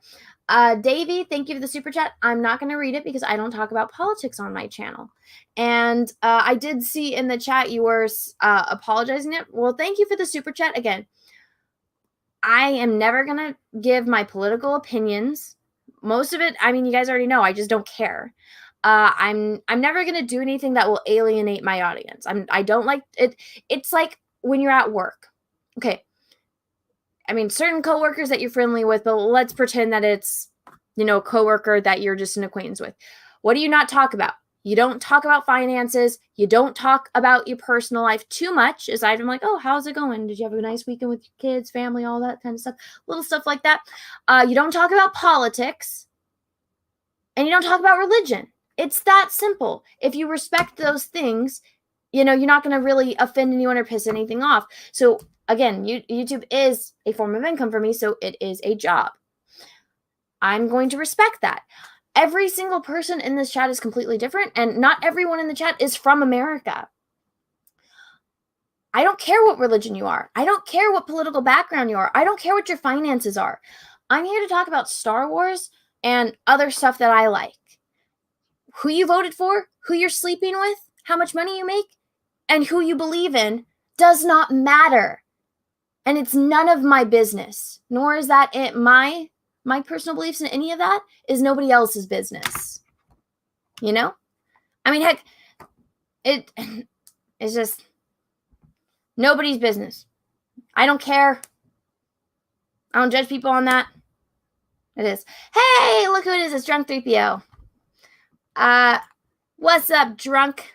You're coming in a little bit late to this party. Let's see. Dingo Shot. Thank you for that, Anna. You could come to Ireland if you ever wanted to swim in the ocean. Inch Beach in Kerry is one I would recommend. No man-eating sharks. It would be fucking cold.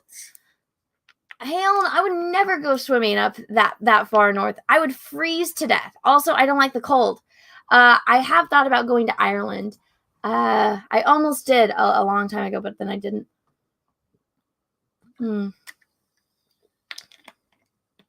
I like those. I'm sleeping with my bed. Boom. Me too. But my bed has another human and a dog in it. And it used to have cats in it, but then one of the cats decided it wanted to use the bed to have massive diarrhea on. And so now the cats are not allowed in my bed. But yeah, there you go. And guess what? I don't care. I don't care. It's none of my business. Claudia, thank you for your don't know. It sounds like you're making excuses about Obi-Wan's age. I think Lucas just didn't pay much attention to it. Give him some gray hairs. No, that's not true at all. George did a lot of planning, and you can actually see in the making of The Phantom Menace, you can see, heck, they had pictures of all of the kids that auditioned for Anakin, and they had it compared to Luke and how much they would look alike. And you can there's a great interview with Ewan McGregor where he was talking about how much one of the reasons why he's cast, because he does look like a young Alex Guinness, and how like this part of your face, the triangle of your face, you can kind of change face shapes and stuff like that, little things, but as long as like this is close enough to another person, that's where that recognizability comes from. And so there was a lot of thought that went into making sure that the actor that played young Obi-Wan Kenobi looked like old Obi-Wan Kenobi. So that's not true at all. Let's see. Zam Valen, thank you for the super chat. No politics here. Love you, Anna. Happy 4th. Also, see, your mom didn't take all your stuff. Yeah, she wasn't allowed in here, and I did kind of I hung up stuff to hide it. So I had to take all that down before I started doing videos again. Let's see. David Cunningham, thank you for that. Hey, Anna, what is your favorite scene or arc from the prequels? One of mine is Obi-Wan goodbye to Anakin in episode 3. Sad last time he saw his friend.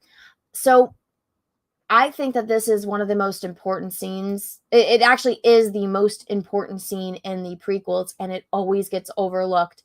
And I'm just like, if you would have done this, and it's an Obi-Wan Kenobi scene, if you would have done this, the entire outcome would have been different, which is why he didn't do it.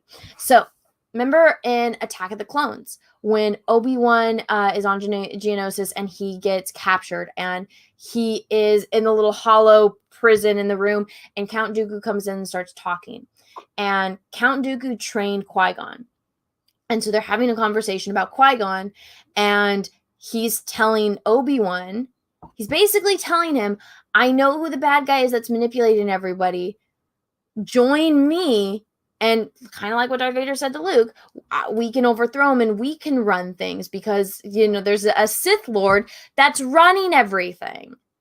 And he's like, Qui-Gon would come and, Qui-Gon would join me. I wish he was still alive. And Obi-Wan's like, Qui-Gon would never join you. And it's like, actually, you know what? I think this is what drives me crazy. I'm like, Obi-Wan, if you would have just shut your fucking mouth and played along for 5 fucking minutes, he would have let you free. And then he would have told you the entire plan, and you would know who all the bad guys are, and you would know who the Sith Lord is that's pulling all the strings. If you would have just played along for 5 fucking minutes. And he gave him that opportunity. And he didn't. He didn't. And I'm like, oh my God, Obi-Wan, swallow your pride for 5 fucking minutes, play along, and then get all the information you need to destroy the Sith and to go call Yoda and Mace and Anakin. And none of this shit would happen. Order 66 would not happen. All the Jedi wouldn't have gotten killed. Anakin wouldn't have turned to the dark side or been able to be manipulated by Palpatine. They would have figured it out that he was the bad guy. It's such an important scene. And it gets overlooked because a lot of people don't like Attack of the Clones. It's so fucking important. Anyways. I like that scene. And it's such a missed opportunity. Let's see. Claudia, you think we should? I think they were trying to make him look older in Revenge of the Sith with the big beard, but again, they couldn't have gave him some gray hairs. I mean, I didn't mind it. And some men, it's like they go gray overnight, or they go all of a sudden their hair just gets darker or lighter. And I mean, you got to think about it. He takes a baby. Everyone just died. You have the adrenaline of everything just happened. Everyone just died. Your best friend, you're left on a planet with boiling lava. And then you have to go live in this fucking hell planet, desert and sand. And your entire life, you're completely uprooted. Almost everyone you ever knew is dead. You can't talk to anybody that you do know. You have to go live in a life of exile and in secrets. And everything's changed. And maybe he's sitting there with the weight of the world on his shoulders, and he gets stressed and he gets white hairs. I had an intense situation happen to me 5 years ago, and I have a white streak of hair now, which I dye my hair so you don't see it. But I didn't have that before. And all of a sudden, I just had all of this white hair because something terrible fucking happened. And it just, shit happens. And you don't know how that affects you. So, I mean, this is what I thought if there was going to be a Star Wars story after, the prequels before the originals. I mean, people said, oh, what's interesting about a guy on an island trying to survive with a volleyball? You can make that interesting. You could have all of the psychological trauma that Obi-Wan has to deal with after the fall of the Republic and the rise of the Empire, and him living on this planet with this guilt that he failed Anakin, that he failed everyone. And that could be if you get the right person to write it and direct it, a fantastic psychological drama. And just have Obi-Wan having to deal with all of the repercussions and having all of this guilt of his life. And then obviously he comes to terms with it, because when you see him in A New Hope, he does not have that guilt like he used to. When he faces Vader, he's come to terms with everything. He's done that. He's learned to let go like a Jedi does. And so you could have an entire movie, again, a psychological drama of him experiencing all this pain, about the stress of it just aging him and weighing on him for years, and how he comes to terms with it, along with having to do that training that Yoda told him about, learning how to be able to become a Force ghost. Maybe that's part of how he is able to come to terms with dying, and that's why he's no longer afraid to die. And that's why when he's fighting Vader, he knows he's going to die. He knows he's not going to come out of it alive, but he's going to connect with the Force in a way that, only a certain few are able to do. And so, again, that's a whole movie in and of itself, and that would be fantastic. Anyways, it could happen. Russell, I tried watching episodes 4 through 6 yesterday. Got as far as the dancing Twi'lek scene in Jabba's palace and rage quit. 14 special edition. I watched them on VHS. Sometimes it does get hard to watch special edition ones. Oh my goodness, look, it's Miss Jessie Milestone. What's up, Jessie? I'm supposed to be on Jessie's channel later with Jessie. You'll be happy to hear. I took a nap. I took a nap, so I will be awake. I had to leave tomorrow. I'm going out of town.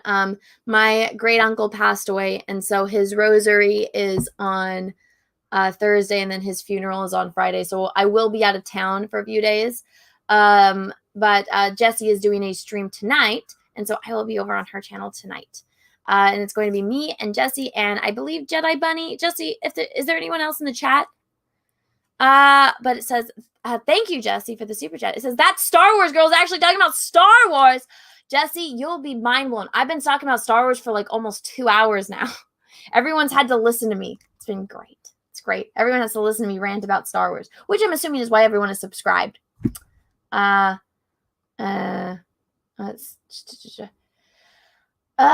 see. Davey, thank you for that. Sorry for bringing politics. You all caused me so much pain, yelling, screaming, and cursing. No one on YouTube is civil anymore. You all caused me so much pain. You do realize that you don't have to watch us? Like, I thank you for the super chat, but I think I did see in the chat that you said that you were autistic. So I'm going to try to explain this. And again, I don't know. I don't know how to explain this to you in a way that is going to be the best way for you to understand. So I'm going to explain this in a way that I think best fits. So I have said from the beginning that I don't like to talk about politics. I've always said that. My first video, I mean, every video I've done about Star Wars is how I don't like politics getting inserted into media. Okay? And so by asking me about politics, you brought that subject into my chat, and it's something that I don't like. And I do get irritated when people bring politics into my chat because I do not like talking about it. And yes, when I'm in the heat of the moment, I do raise my voice, I do yell, I do get passionate. But you can go watch many videos on my channel, and they're all rant videos. Or a lot of them are rant videos. They're me upset, and people do actually like that. And so a lot of people have subscribed to my channel because they expect that. And so, I mean, this is something, and I haven't seen you in my chat before, at least to my memory. So I would say maybe know your subject matter before getting upset. And this comes into, if I go to Jessie's channel, which is my listener agreement, which is the super chat I have highlighted, Jessie is my really good friend. And I know that when Jessie is yelling and flipping her hair and in the heat of the moment, I don't take it personally. It's not like she's yelling at me. That's the way that Jessie expresses herself. So if you want to interact with certain people and get certain responses, or you don't want to get certain responses, you have to learn how certain people interact with the world, and how if you ask them something, it's going to get a certain response from someone. So I know if Jessie is yelling and talking about something and flipping her hair, just because she's yelling, it doesn't mean she's mad at me. That's just the way that Jessie articulates herself sometimes. Same thing with, let's see, Cecil. Cecil knows when I'm insulting him and when I'm calling him a fat bastard. I'm not saying it out of malicious hate. He's my really good friend, and we're on that level of friendship where he can call me a dumb bitch and I can call him a fat asshole or a loser, and we don't get offended because we're on that level of friendship. So it's understanding the person that you are interacting with. And I hope I'm explaining this well so you understand. But if you don't like people yelling or people screaming or cursing, the first thing that says in every single one of my videos is this content is not for children. And I mark all of them not for children because I curse like a sailor. I'm Portuguese. Got sailor's blood in my freaking DNA, and then my mother's freaking Viking. I got that.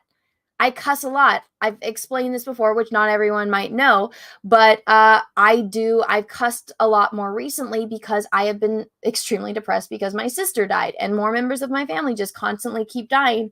And it is very frustrating and depressing. And so a way for me to let that out is I do just cuss. And sometimes you just got to say, fuck this shit. Life fucking sucks, And so if you're going to get upset about that, and again, I am trying to explain this in, I guess, a more calm down way, because again, you did say in my chat that you were autistic.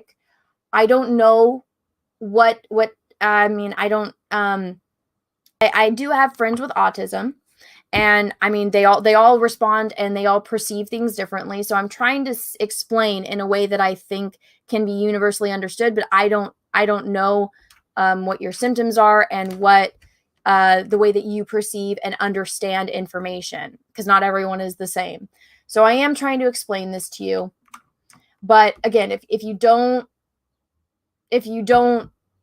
are sorry for bringing up politics, I do appreciate that. But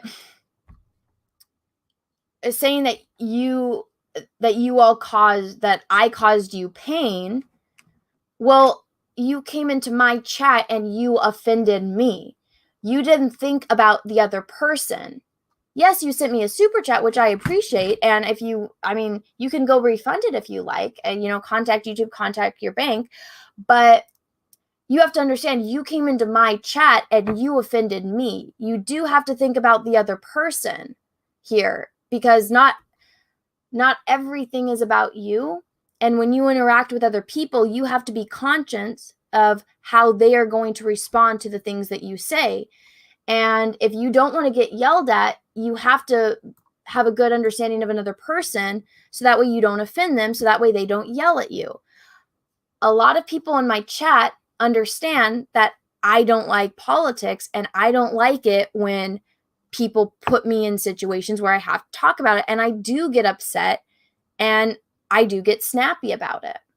So it's about understanding who you are interacting with. And so, but the yelling and the screaming, well, I've kind of been yelling and talking this entire time because I'm trying to have a fun stream. And when I get passionate about something, I do raise my voice and I do get animated. So it's not something that you should take personally, but I think it's something that you have to understand, so that way you don't get offended when you speak to someone and they give you a response that you don't like. Because everyone in the world is different, and I don't talk to someone expecting them to respond the way the way that I want them to respond all the time, if that makes any sense. I hope I explained that well.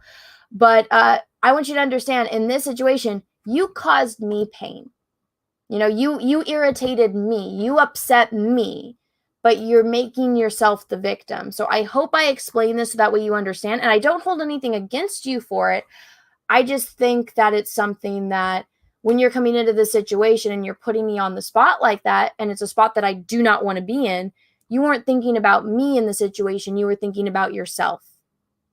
And so, yes, when you put someone on the spot like that, you're making it an unpleasant situation for the other person.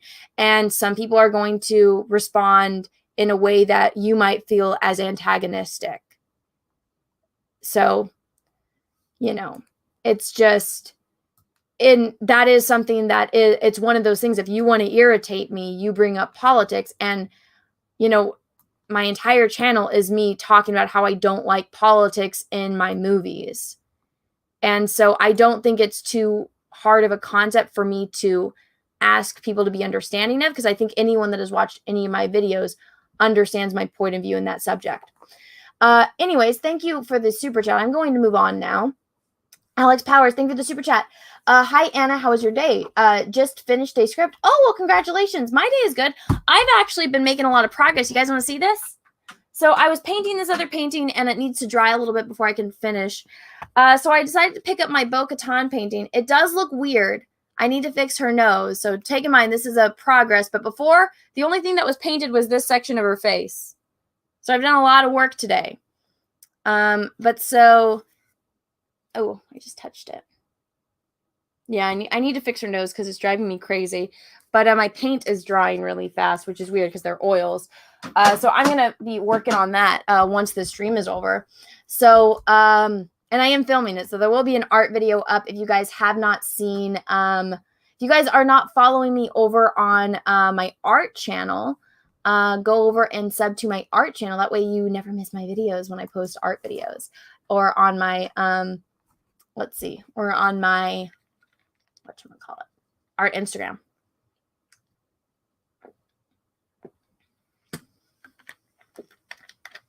Let's see.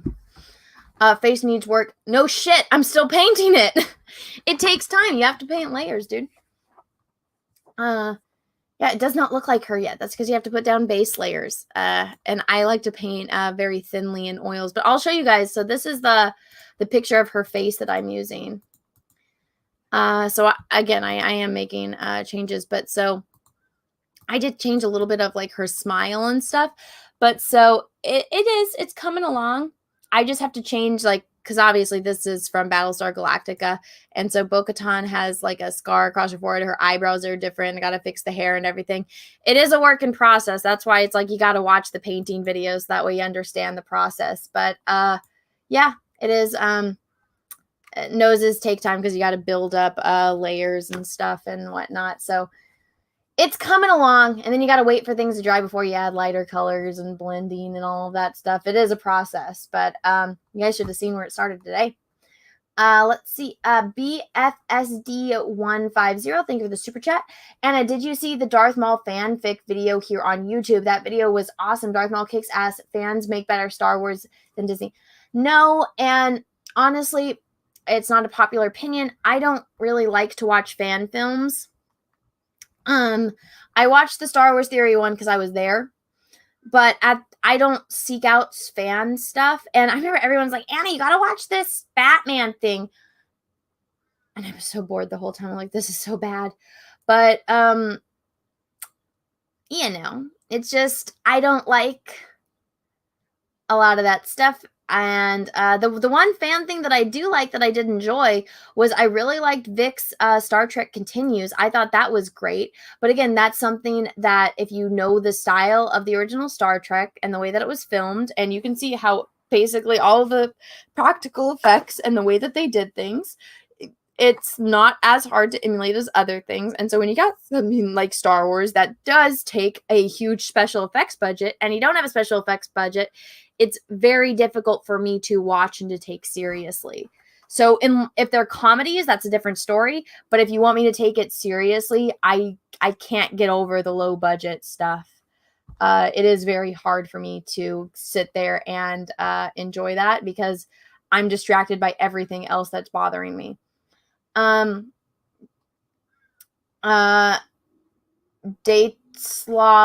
Act MC, thank you for that.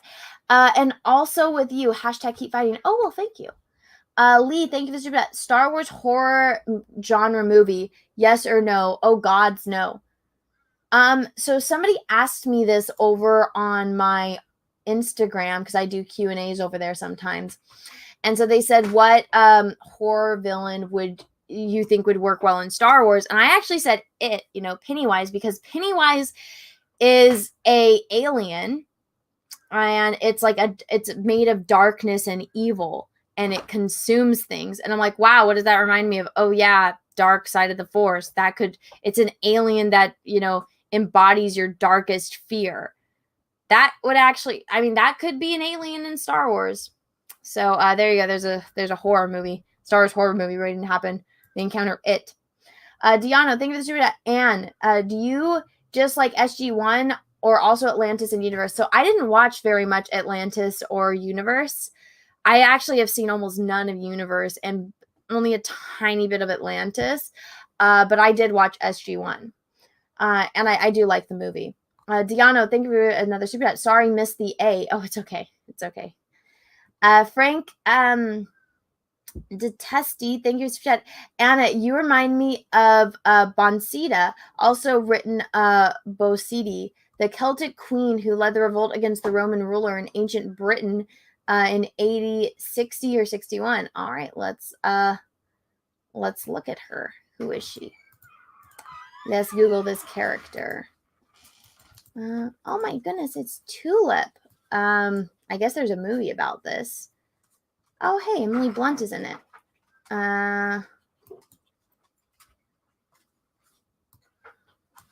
Okay. What is it? What are you doing? Oh, go with him. Go with Peaches. Go with Peaches. I love you. Good girl. Tulip's like, give me food. She always comes in here because she knows I have snacks. All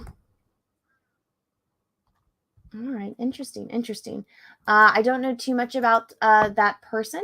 But maybe I'll do a little bit of research after. But thank you for the super chat. Soul Fiend, thank you for the super chat. SWTOR cinematics do a better job at telling a competent story than the sequels. I agree. I actually sat down and I haven't played SWTOR, but I watched them. I was like, this is fucking awesome. It's so good. I agree with that 100%. Even the lightsaber battles, like, come on. Sandrock, thank you for that. Hey, yo, do your prints come in larger sizes? No. If they did, they would be available on my site, but I have not made them in larger sizes yet. Russell, thank you for the super chat. Right. Well, obviously you would die. The question was whether you would die from starvation or be eaten by a shark. Also, cheese isn't vegan. I know, that's what I caught myself. I would rather die of starvation than by eaten by a shark. But at the end of the day, I'm sure that there's dirt outside this vegan thing. And I mean, I could eat the walls before I'd probably die of getting poisoned from eating anything but the vegetables. Claudia, thank you for the super chat. I mean, Luke asked Leia in Return of the Jedi, do you remember your real mother? And she said somewhat, she died when I was young. She literally could have no recollection because Padme died at childbirth. Is that defendable? I have brought this up too. I thought that Leia should have been the first baby that was born. Because remember when Padme has the baby and it's like, oh, it's a boy. And Obi-Wan's holding him next to her. And she's like, oh, Luke. And then she pushes again. And then she's like, Leia. I was like, they should have switched. They should have had Leia be the older twin and Luke should have been the younger one because he was like literally holding Luke right next to her. So Leia, it would have made sense if it was Leia and Leia could have had those flashes of her mom during childbirth. But then also, I think the way to defend that is because the story was different that Padme didn't die then, she died later. And so she did see Leia when Leia was a baby for a while. But what I would say is that how Anakin had visions, like he had visions of Padme dying, right? So I would say I would think that Leia would have that ability, that Leia could have visions of her mother and stuff like that. So that would be, that's my excuse for it. Like the conclusion that I came up with and that I made when I'm trying to answer questions that present themselves in movies that I think are plot holes. But I mean, it's really up to you on what interpretation you want that to be. And you could always just, I don't know, write George a letter and ask him. Spike and Madness, thank you for that. Where would you exile yourself if you had to? Tatooine or Dagobah? And no cheating, no saying Coruscant or Naboo, only two choices, desert or swamp. What resources am I allowed to have? Am I force sensitive? Like, can I use the force? Because those come into play. Because if I can use the force, Yoda went to Dagobah because of its connection to the force. That could help me. Also, I have a better chance of having food on Dagobah. But also, there's the rich history of Tatooine. And we also know that there are people on Tatooine. There's ways to leave Tatooine. And you can have a store, you can go shopping, you can see other people, you can go to a bar, you can have drinks with people. Where on Dagobah, to my recollection, where's my little planet? You guys know those action figures that do I have Dagobah in here? I think it might be in a box. I'm trying to think. I don't think that are there settlements on Dagobah? Who asked me this? Spike and Madness, what do you think? You can hunt for and no force. And no force. Do I have money? So if I don't have force abilities, then I'd probably be on Tatooine. Because to my recollection, I don't remember there being any type of settlements on Dagobah. So I would need things like bedding, some way for me to survive. There are, I'm also a human. I do, as much as I don't like people, I would want human interaction. I do not like humidity. And so I would probably, in this situation, I'd probably have to pick Tatooine. Yeah. There's too many things that could kill me in Dagobah. Tatooine, there's sand people and stuff. But if I'm not force sensitive and I can't use the force to defend myself, you can fit in Yoda's head. I know I can, but Yoda died, remember? How am I going to get food? How am I going to get, what if I need blankets? stuff like that. I will eventually need some kind of human interaction and contact. If I'm on Tatooine, I can go to a bar, I can go to the cantina, and I can go get schmammered with a bunch of aliens. I also have a chance of, if Peaches isn't in the picture, of finding like a partner, on Tatooine, where I can't on Dagobah. So there is that aspect of it.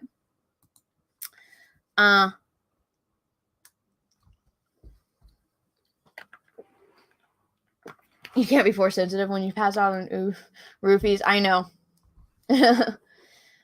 Let's see. Yeah, see, there you go. Yoda couldn't go pick up Yaddle at a bar in Dagobah, but Han Solo. I mean, you have a chance of running into Han Solo on Tatooine, and I guess Luke Skywalker too. So I mean, it's right now Tatooine's looking significantly better. Let's see. And oh yeah, there's pod racing. I could watch races. I could go and sit on a giant slug hut. There's so much stuff that you could do on Tatooine that you can't do on Dagobah. Maddie, what's up, Maddie? Rebel A-Wing Queen, thank you for super chat. On this channel, we discuss alcoholics instead. Yeah, that is true. 212, thank you for super chat. Anna, happy Mother's Day for your first time. I'm not pregnant. Oh my God, this is irritating. Let's see. Gates McFadden, Russell, thank you for super chat. Don't feel bad, Davey. I offend Anna all the time. Yeah, and a majority of my chat doesn't care that they offend me by saying that I'm pregnant, which is extremely insulting, but they don't care. Zam Valen, thank you for the super chat. Do you or Jeff have 2000 release of the Lego Millennium Falcon? Because one of you might be getting it from a gift from me soon. I do not. Also, you might not want to send that to me because I do not like Legos. The Munchkin likes Legos. She loves that kind of stuff. But yeah, I don't really like Legos. Here's the thing. I like things that are already made for me. If I'm buying something, I do not want to have to put it together unless it is furniture. I don't like building Legos. Not my thing. I mean, unless it's the last toy out there ever, I was never a Lego person. The only time I ever wanted a Lego thing was they came out with the Black Pearl. And it wasn't like you were building all these intense Legos. It was literally like, here's the mast. Or excuse me, here's like this part of the ship. Here's this part of the ship. You connect it with the Lego, and then it can float in your pool. So, yeah, somebody saying puzzles. No, I like puzzles. Like puzzles that just sit there and you put all the pieces together and you make a picture. I don't like Legos. I don't like having to build. I don't have time to sit here and put together a Lego, It is something that's time consuming, and I get frustrated really easily with stuff like that, because if you don't follow the right directions or you can't find the little stupid piece, then it ruins everything. So I am not a Lego person. I like going to Lego store and getting the little key. I actually have one right here. Getting the little keychains with characters. That's different because it's like a character. And this is actually a study that they did on kids and the way that girls pick toys over boys. Girls like things that are more personable, right? That's why girls play with dolls, because it's a person, whereas guys like objects, guys like cars and stuff, other things. I know I am 100% on the very feminine side of, I like playing with action figures. I liked Barbies. I like dolls. I had baby dolls and stuff like that. I like people or humans or that type of aspect, the personal side of things. I don't like the object. And so Legos, unless you get the character, they're objects. And I don't find any enjoyment in them. I understand a lot of people do. I'm just not one of those people. Claudio, thank you for the super chat. Also, last thing about the Obi-Wan aging thing, they intentionally made Alec Guinness look older than he was. So the age had to be around the mid to late 60s. So I'm not buying it. Well, I've already explained my point of view on it. I don't think there's anything further I can go into it. But yeah. E133 Neo, thank you for that. True friends roast each other all the time. Exactly. Rick Bourne, thank you for that. Katie Sackhoff was hot as Starbuck on the pilot, came out on cable. I stayed up late to watch it twice. Interested in your final painting of her. Oh, I'm excited for all you guys to see it. It does take time. And right now my colors aren't coming out the way that I want it to. It's actually from this angle, it looks really pale. I need to add some more warm colors to it. But I'm trying to capture like Bo Katan's essence while also getting Katie's. And so I think I've gotten her lips down. I just have to get the nose. Her eyes are pretty good. There's things that I have to do, but it takes layers and layers to do it. Let's see.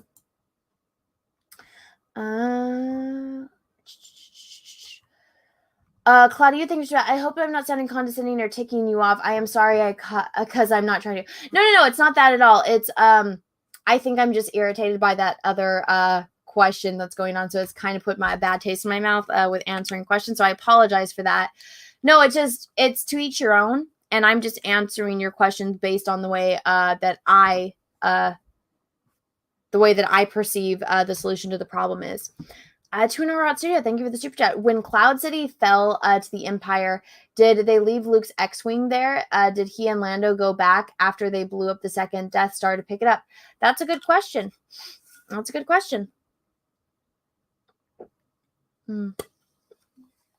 Well, they they definitely got his hand, and now they're using his hand for all this other mumbo jumbo to try to make Rey more likable. And it's like, oh my god, fuck off, you idiots. Let's see. Steven Victory, thank you for that. TOR Night playthrough, please. Also, you green, cause I don't know, tower. I don't know what this means. I don't know what these emojis stand for. I don't even know what the second emoji is. Thank you for the super chat, though. And I don't know what TRO Night playthrough means. Ooh. Uh-oh. I don't know what that means. John Joseph Gary the Fourth. Thank you for the super chat. I hope this is not personal, but do you have a boyfriend? Yes, and I talk about him all the time. I've talked about him a lot on this live stream. Also, besides Star Wars, do you like any other intellectual property like Nintendo, for example? There's a lot of intellectual properties that I like. I like Star Trek. I like more fantasy and sci-fi stuff. So, I mean, I like Nintendo properties. I just didn't really grow up with it as much. And so it's like I did have a Game Boy, and you could play Mario, and I did play Mario and Zelda, and with Link and stuff like that. But it wasn't I wasn't really allowed to play video games, so it's not something that is as sentimental in my life. But yeah, and people have watched me play video games. I'm not good at it. And Mario Kart drives me crazy. Oh, Dark Crystal. Yes, I love Dark Crystal. I love Jim Henson. And, it makes me sad to think about, but it's like he was such a magical person. If I could meet someone, I would have loved to meet Jim Henson. Let's see. But yes. Yes, I do have a boyfriend. I talk about him all the time. But yeah. Yeah, I live with a boy.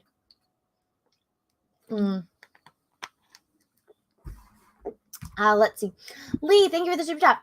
Thoughts on if a movie or show on good Imperials could work, aka Imperials who struggle to uphold the respectable aspects of the New Order. What time period are you talking about? Are you talking about after the Clone Wars, or during the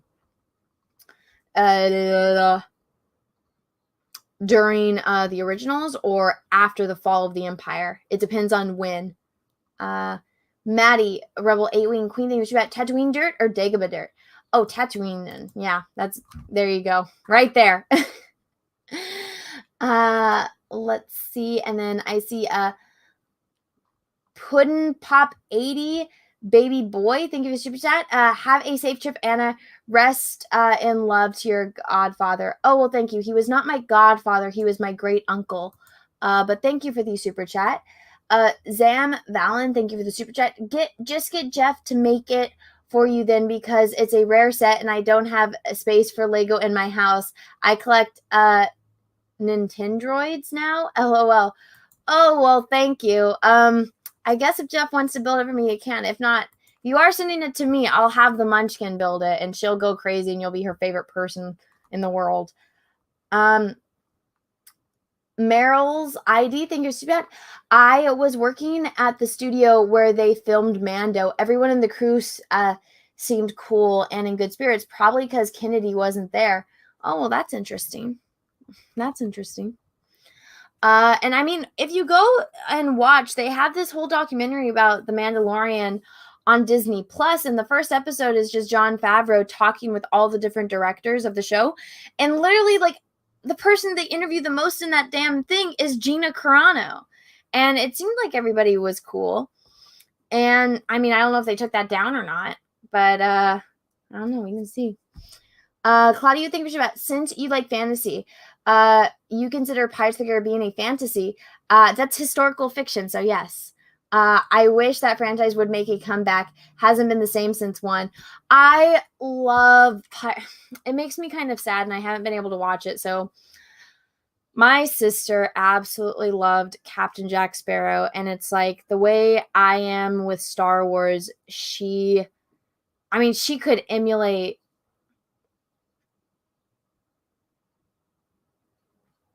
God damn it. I don't want to talk about this. I'm going to read another super chat. If there are more, if I can change the subject. Joseph, Stephen Kraft, thank you for the super chat. And regarding Tatooine versus Dagobah, would it change things if Henry was somewhere on Dagobah all alone and looking for company? Yes, it would. Yeah, it would. John Joseph, Gary the Fourth. Thank you so much. Have you ever been to Six Flags Great Adventure in Jackson, New Jersey? No, I've never been to New Jersey. Gates McFadden, Russell Hall, thank you for the super chat. At Joseph Gary Grant the Fourth.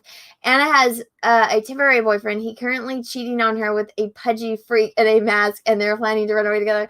No, that's not happening. That is not happening. It's not. Peaceful is not going to happen. Russell Hall, you're evil. Let's see. Claudia, thank you for the super chat. Sorry I made you upset. I didn't mean to. No, it's okay. It's okay. You didn't know. I don't talk about it too much because it is painful. But yes, I love Pirates of the Caribbean. But to change topics, because I need everyone's help, I need to know what games to buy. Okay, I hope I don't dox any of my information, but you guys need to help me. All of you need to help me because you guys all got me into playing KOTOR, which I appreciate. Oh, I guess I have to Google Star Wars. Okay. What freaking games do I buy? It's on sale. Everyone's been telling me to wait. Is there some kind of like pass to buy it? What games do I need to buy? What is this? In library? Oh, did I already buy a Fallen Order? Oh, I guess I bought it already. What games do I buy? And I'm going to play them on my Twitch channel. I think somebody said something about there's like some kind of pass. Where do I find that? Let's see. Special offers. Is there just some kind of pass that I buy all of them? Buy them all? Someone gifted you Fallen Order? Oh, they did? How? How do you tell if somebody gifted it? I thought I bought it. It says it's in library. Star Wars Jedi Fallen Order. Oh, somebody did they? How do I have this already? Or is it just in? I don't know. $3.49. I spent $10 on this game.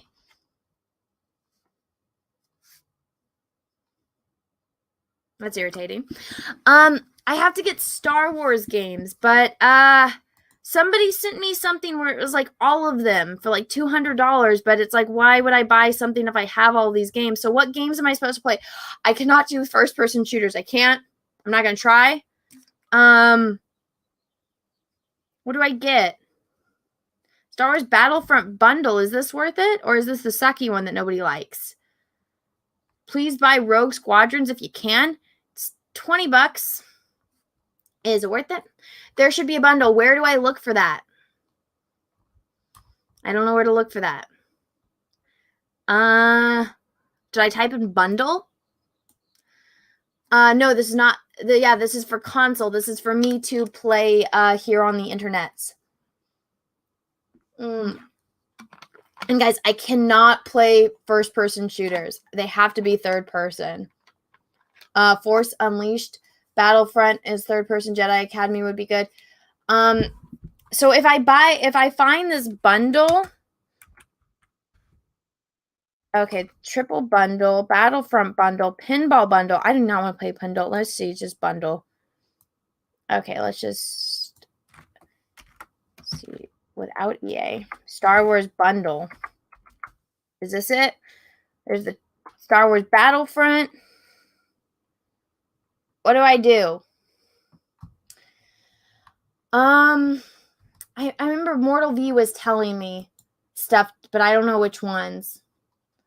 Let me see. I think I see a couple super chats. Let's see. 7 victory things about canceled KOTOR 3 story equals Jedi Knight campaign in TROMMO. I don't know what TROMMO stands for, but thank you for the super chat.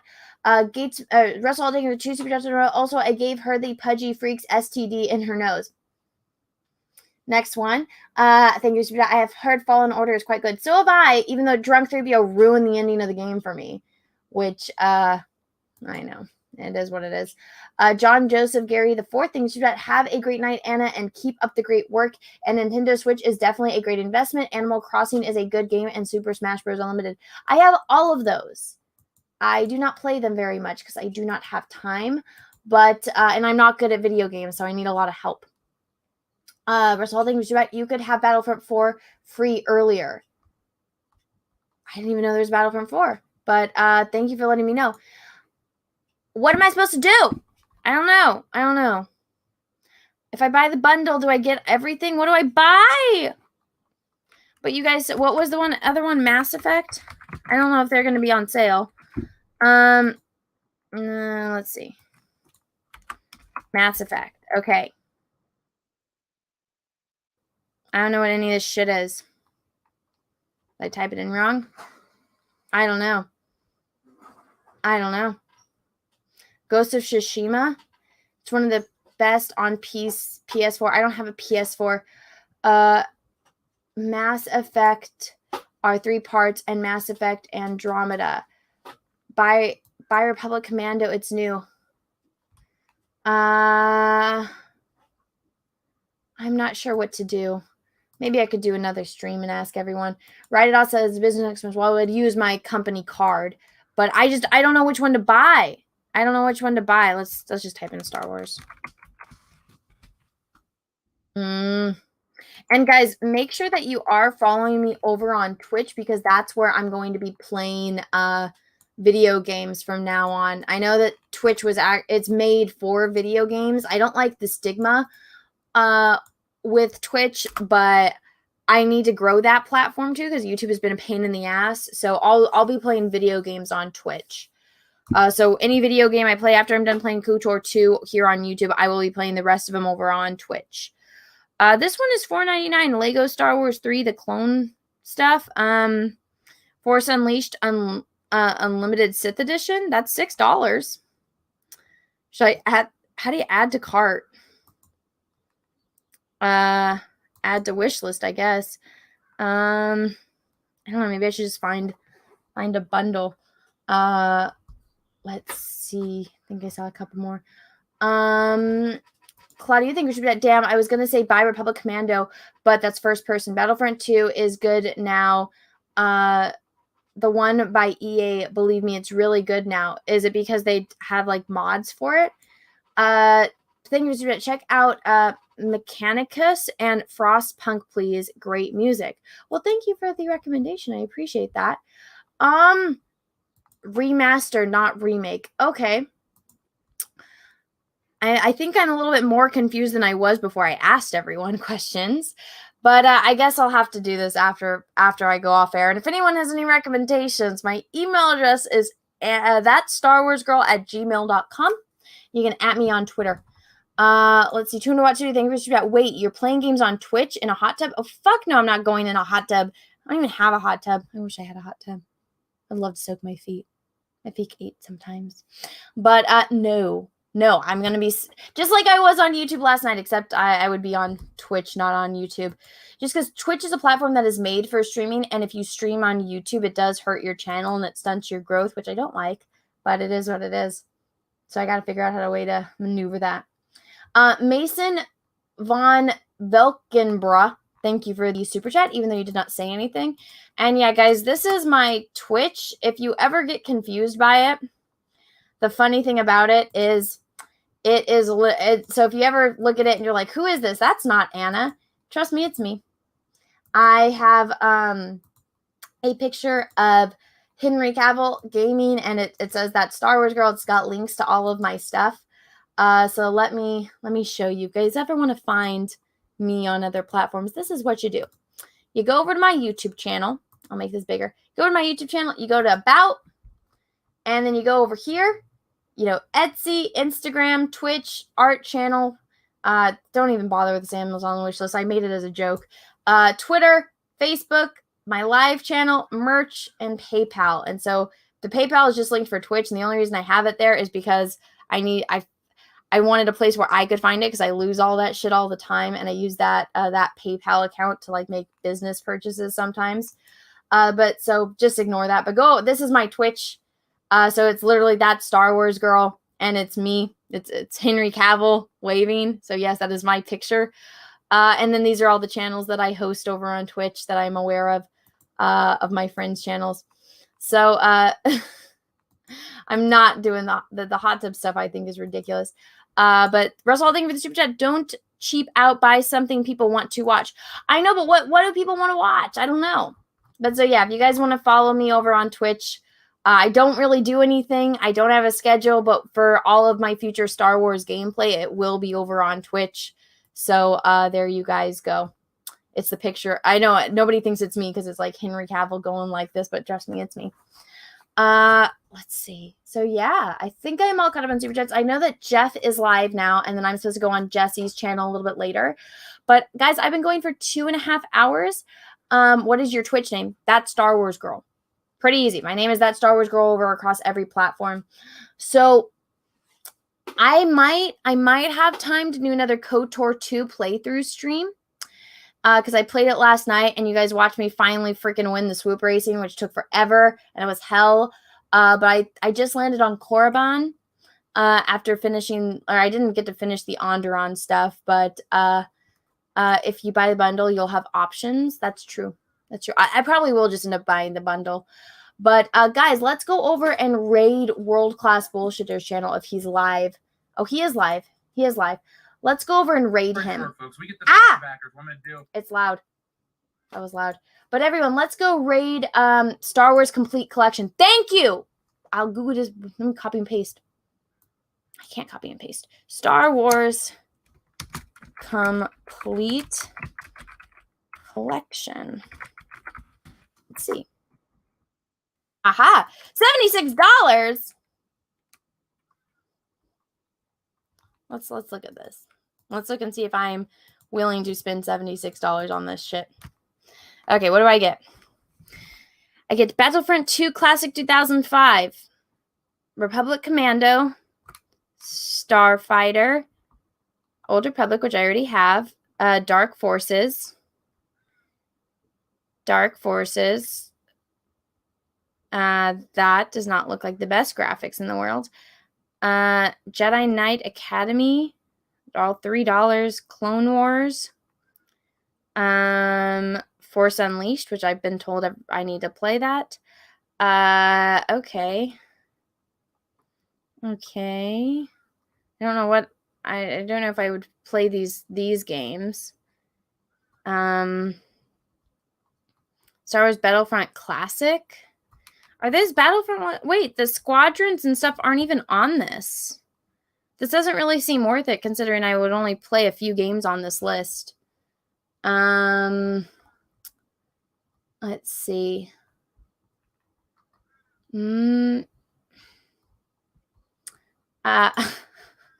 What's up, Cecil? I like how you show up at the end of my stream. Hello, drinking on the water. You're not drinking water. Don't lie to people. Don't do it. Don't do what? Don't do what?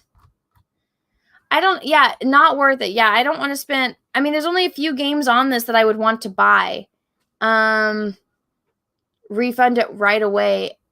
I bought it yesterday. Oh, yeah, I don't want to buy this. Because there's only like 3 games on here that I would play and they're already on sale. So I think I'll just have to end up just buying eventually one. Okay, get the Force Unleashed. I will. Just buy a few that you want. Okay, I'll do that. But I need to get the Battlefront and Battlefront 2 ones, right? But there's different Battlefront and Battlefront. There's different Battlefront games. So is it the 2005 or the updated ones? I don't know. I don't know. But Fallen Order, Force Unleashed, and Jedi Academy. Okay, I can look into that. Anna spends $1,000 on toy figures. Anna, 75 is too much for video games. Well, it's a bunch of video games I'm never gonna play. That's the thing. I get much enjoyment out of my toys. When it comes to video games, it's like I'm never gonna use this. I'm never gonna see it. But everyone, why don't we go raid Jeff from World Class Bullshitters, who is live right now with the High Council. So go over. Here is that channel. Let's raid that. I think I am all caught up on super chats. Let me just do another double check. Let me see if I can find it.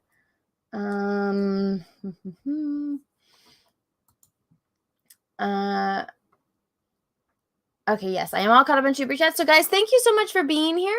Happy May the 4th be with you. And I will see you a little bit later. I'll be over on Jesse's channel, Jesse Milestone's channel, over on Mindless Entertainment. It's going to be me, Jedi Bunny, and I don't know if Jesse has invited anyone else. I won't be there the entire time because I do have to wake up early tomorrow and drive up to my father's house. So everyone, thank you so much for being here. You guys have been awesome. Smash the like button. And until next time, make sure that you go and check out the videos that I released today. I did 2 May the 4th videos. One is a short one that has a couple clips of George Lucas and me dropping a truth bomb at the end. And then the other one is me explaining how the first time I watched Star Wars and my Star Wars story. So those are both there. Make sure that you go check them out. Smash the like button. Leave me a comment over there. And until next time, everyone, I hope you have a great rest of your day, morning, evening, afternoon, wherever you are in the world. And may the Force be with you because we are really, really, really going to need it. Bye, everyone. I'll tell you where I thought I came in. In the forest, when the lightsaber goes like this and flies off, I said, oh, what a great entrance. Ah! Ray caught it? She hasn't even been to Dagobah for training.